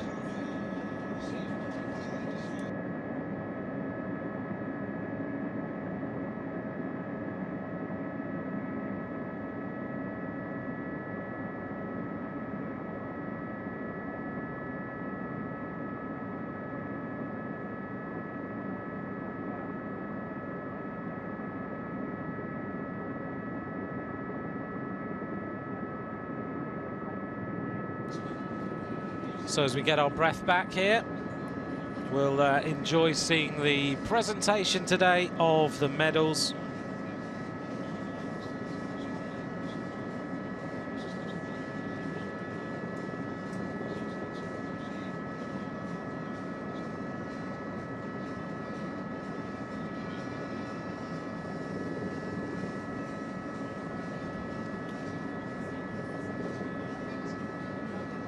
Well, it was billed as the showdown between Cancellara, Martin and Wiggins, and that proved to be the point today.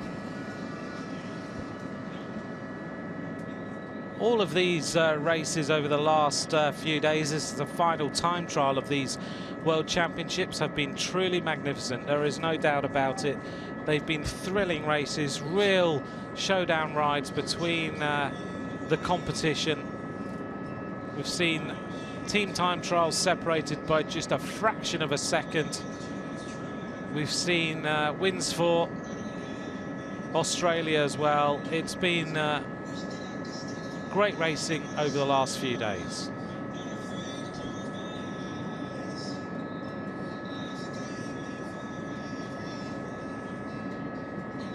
So we're waiting now for the podium presentation. It just takes a little bit of time to get everybody there. Tony Martin will just want to get his legs back after getting off the bike and having to sit down on the ground. So we've got a bit of a rest day tomorrow, and after that we will be heading into the weekend, where we'll bring you the women's road race, which is going to be a fantastic race, I think, and the men's road race. If you look at the routes, pretty hilly, but all the nations are starting to get here, and the fans are starting to party. The Germans today, the Dutch yesterday with Ellen van Dijk, and the Aussies with Damien Housen the day before. First of all, congratulations. Could you summarize Here's Tony your Martin. gold race of today?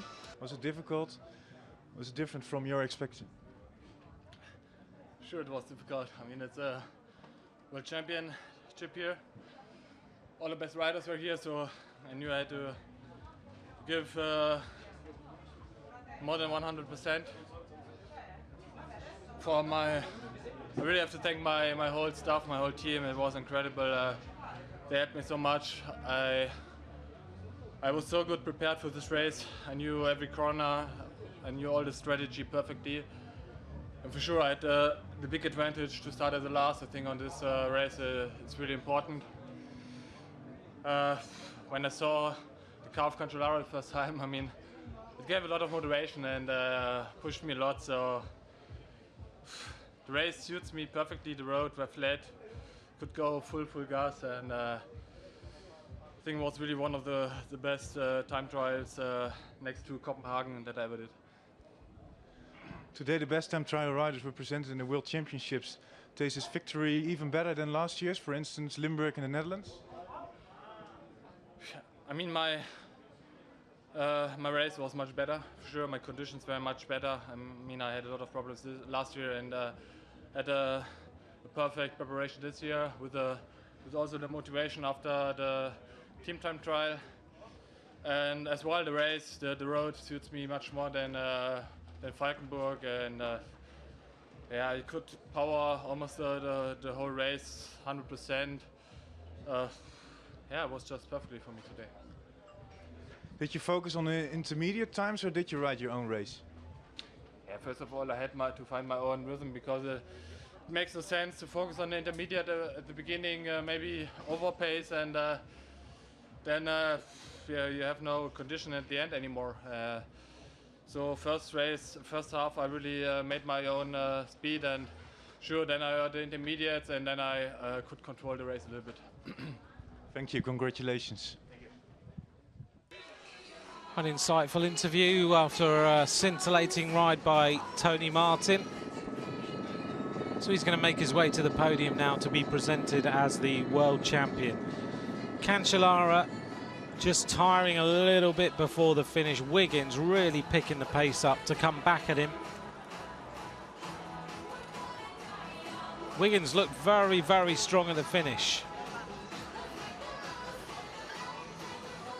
You can see how much more bulky Wiggins is compared to a year ago. I'm just noticing Wiggins still had his gel up the leg of his shorts.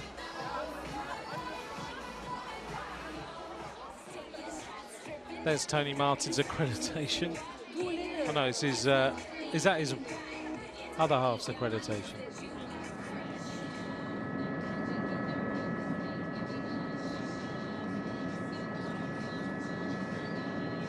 So looking across Florence, the weather's got warmer again now. So we have a break day tomorrow while everyone gets ready for the road races. Who's your favourite? I think it's going to be a very open men's race on Sunday. It's going to be very interesting also to see the likes of Richie Porte being able to race against his Sky teammates, because he's been on incredible form all year, and I think he could be a hope for the Australians at the weekend. Other names that are being mentioned, of which there are many. Cancellara has openly said he really wants to go for it, which is a bit of a surprise considering how hilly this route is at the weekend, but he obviously feels like he's got the chance. Don't write off Philippe Gilbert. He'll just sit and he'll hide and he'll wait. Chris Froome of Great Britain is certainly up for trying to produce a result on a hilly course. Vincenzo Nibali of Italy. And then there's some outside hopes of riders who are showing some great form. Nicholas Roach of Ireland, Greg Van Avermaet of Belgium. He could be a rider who slips into a breakaway and goes to the finish. The women's race is going to be an enticing one as well. Is Marianne Vos going to win the world title, or is someone going to beat her? Giorgia Bronzini maybe of Italy, perhaps Lizzie Armistead of Great Britain. Some of the Australian riders, maybe Evie Stevens of America. There's all sorts of different possibilities in the road races at the weekend. Well, we'll just leave you with some sights and sounds until we get to the podium presentation, which is coming up in just a few minutes' time.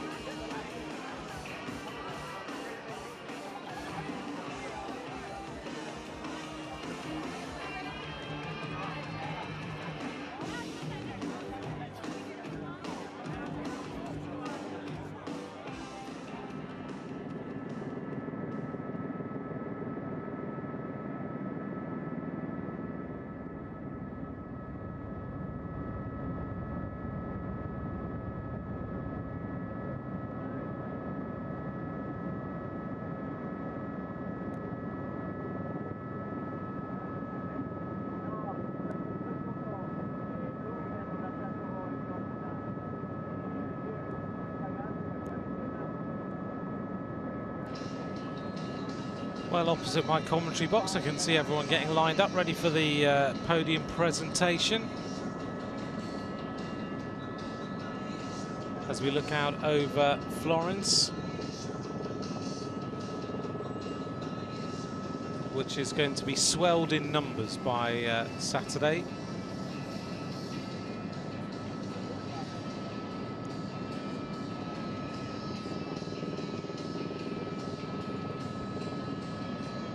There we are on the Ponte Vecchio. Everyone looking out over the river. Real focal point of this city. Thanks to all of you for your tweets and your messages. Listening to me giving you this commentary on the various time trials that we've seen over the last few days. It's always great to get your feedback, and lovely to hear from all of you as you watch the racing and get excited by what is going on. Helps me with a bit of preparation, ready for bringing you the commentary. And in a few seconds' time, we're going to be underway with the podium presentation of the World Time Trial Championships for men.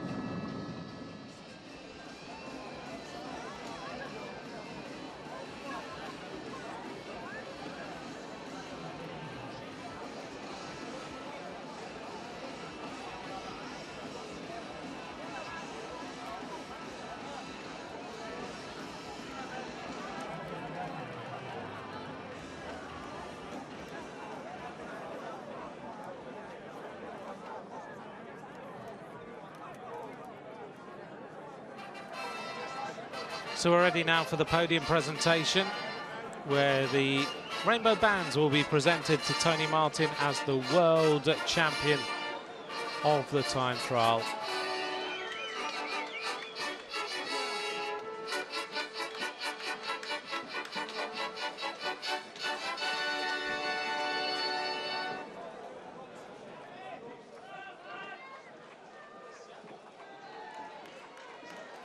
Ladies and gentlemen, may we have your attention. So here are the three medalists from today. Road World Championships, the elite men's time trial. Signore e signori, chiediamo cortesemente la vostra attenzione per la cerimonia ufficiale di premiazione dei campionati del mondo di ciclismo su strada dell'Unione Ciclistica Internazionale, categoria E, specialità cronometro. In third place, winner of the bronze medal, Podium of Switzerland.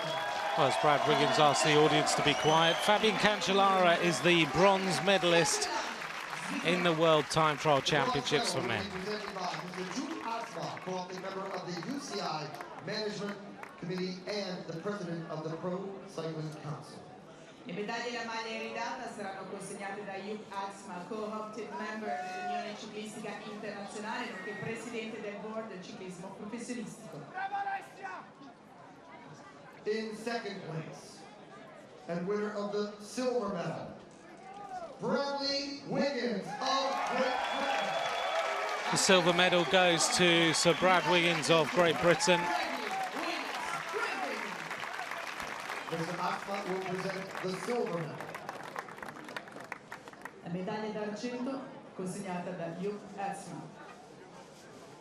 Third at the intermediate splits, but riding back to beat Cancellara at the finish. And the rainbow jersey as the three-time world champion, Tony Martin of Germany. This is his third world title. Tony Martin powers his way to victory with an average speed of 52.911 kilometers an hour. Pretty emotional. There's a few tears in those eyes. Hugh Atzma consegnerà la medaglia d'oro e la maglia iridata.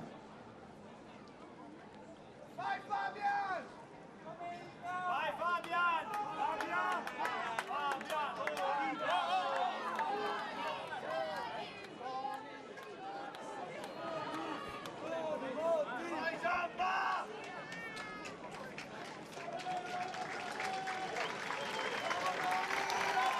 Tony Martin is the world champion of the time trial.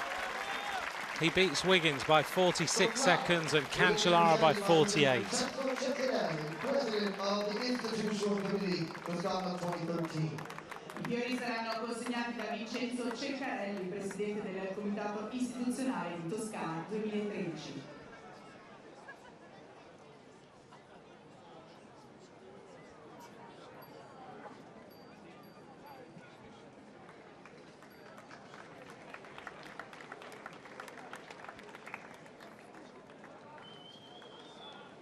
The flowers being presented on the podium.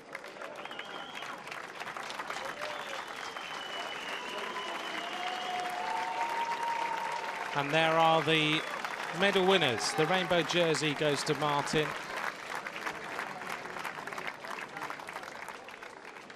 Ladies and gentlemen.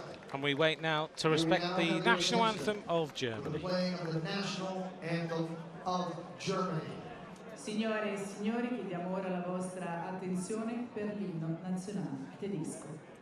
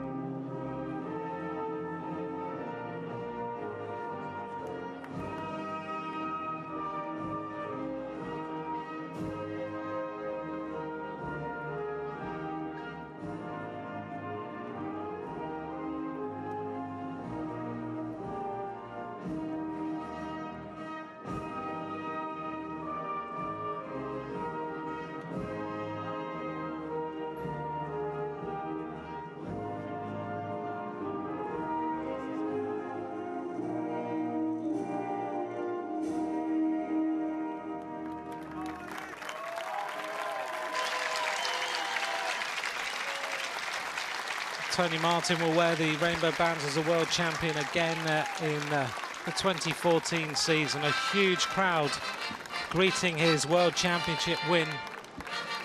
Right now, I don't think it's possible to get out of the commentary box. There are so many people in front of us. It is absolutely packed. So they're going to make their way behind the scenes for their interviews, press conferences and everything else as we take a look at the highlights. We're going to leave you with what happened today on the roads from Montecatini Terme to Firenze as we decided who was the fastest man against the clock. Tony Martin's the world champion. Thanks for joining me for all the time trials, and we're going to bring you the road races from Florence at the weekend. A great day on the roads from me, Anthony McCrossan. Thanks for watching. Bye for now.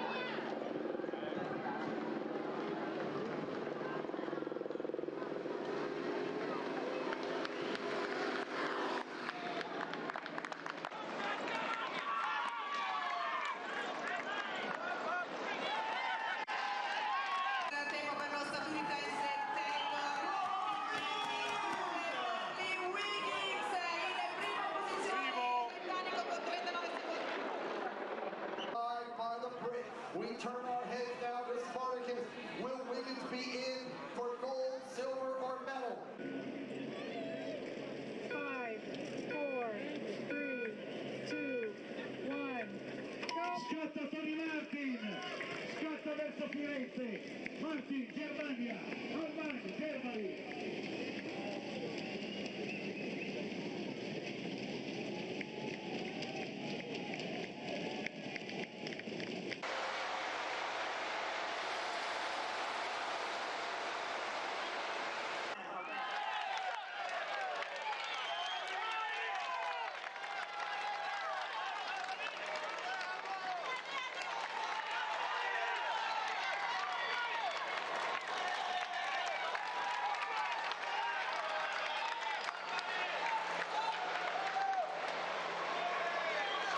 Three-time world champion on his way to the line. And look at the time difference. This is absolutely smashing through the time barrier. He's almost breaking the speed of sound. Tony Marks, world champion.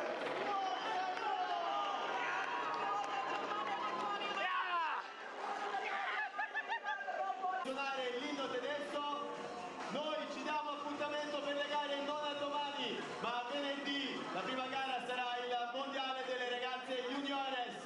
E allora vi lascio ancora con la musica di Radio Toscana. Ci rivediamo.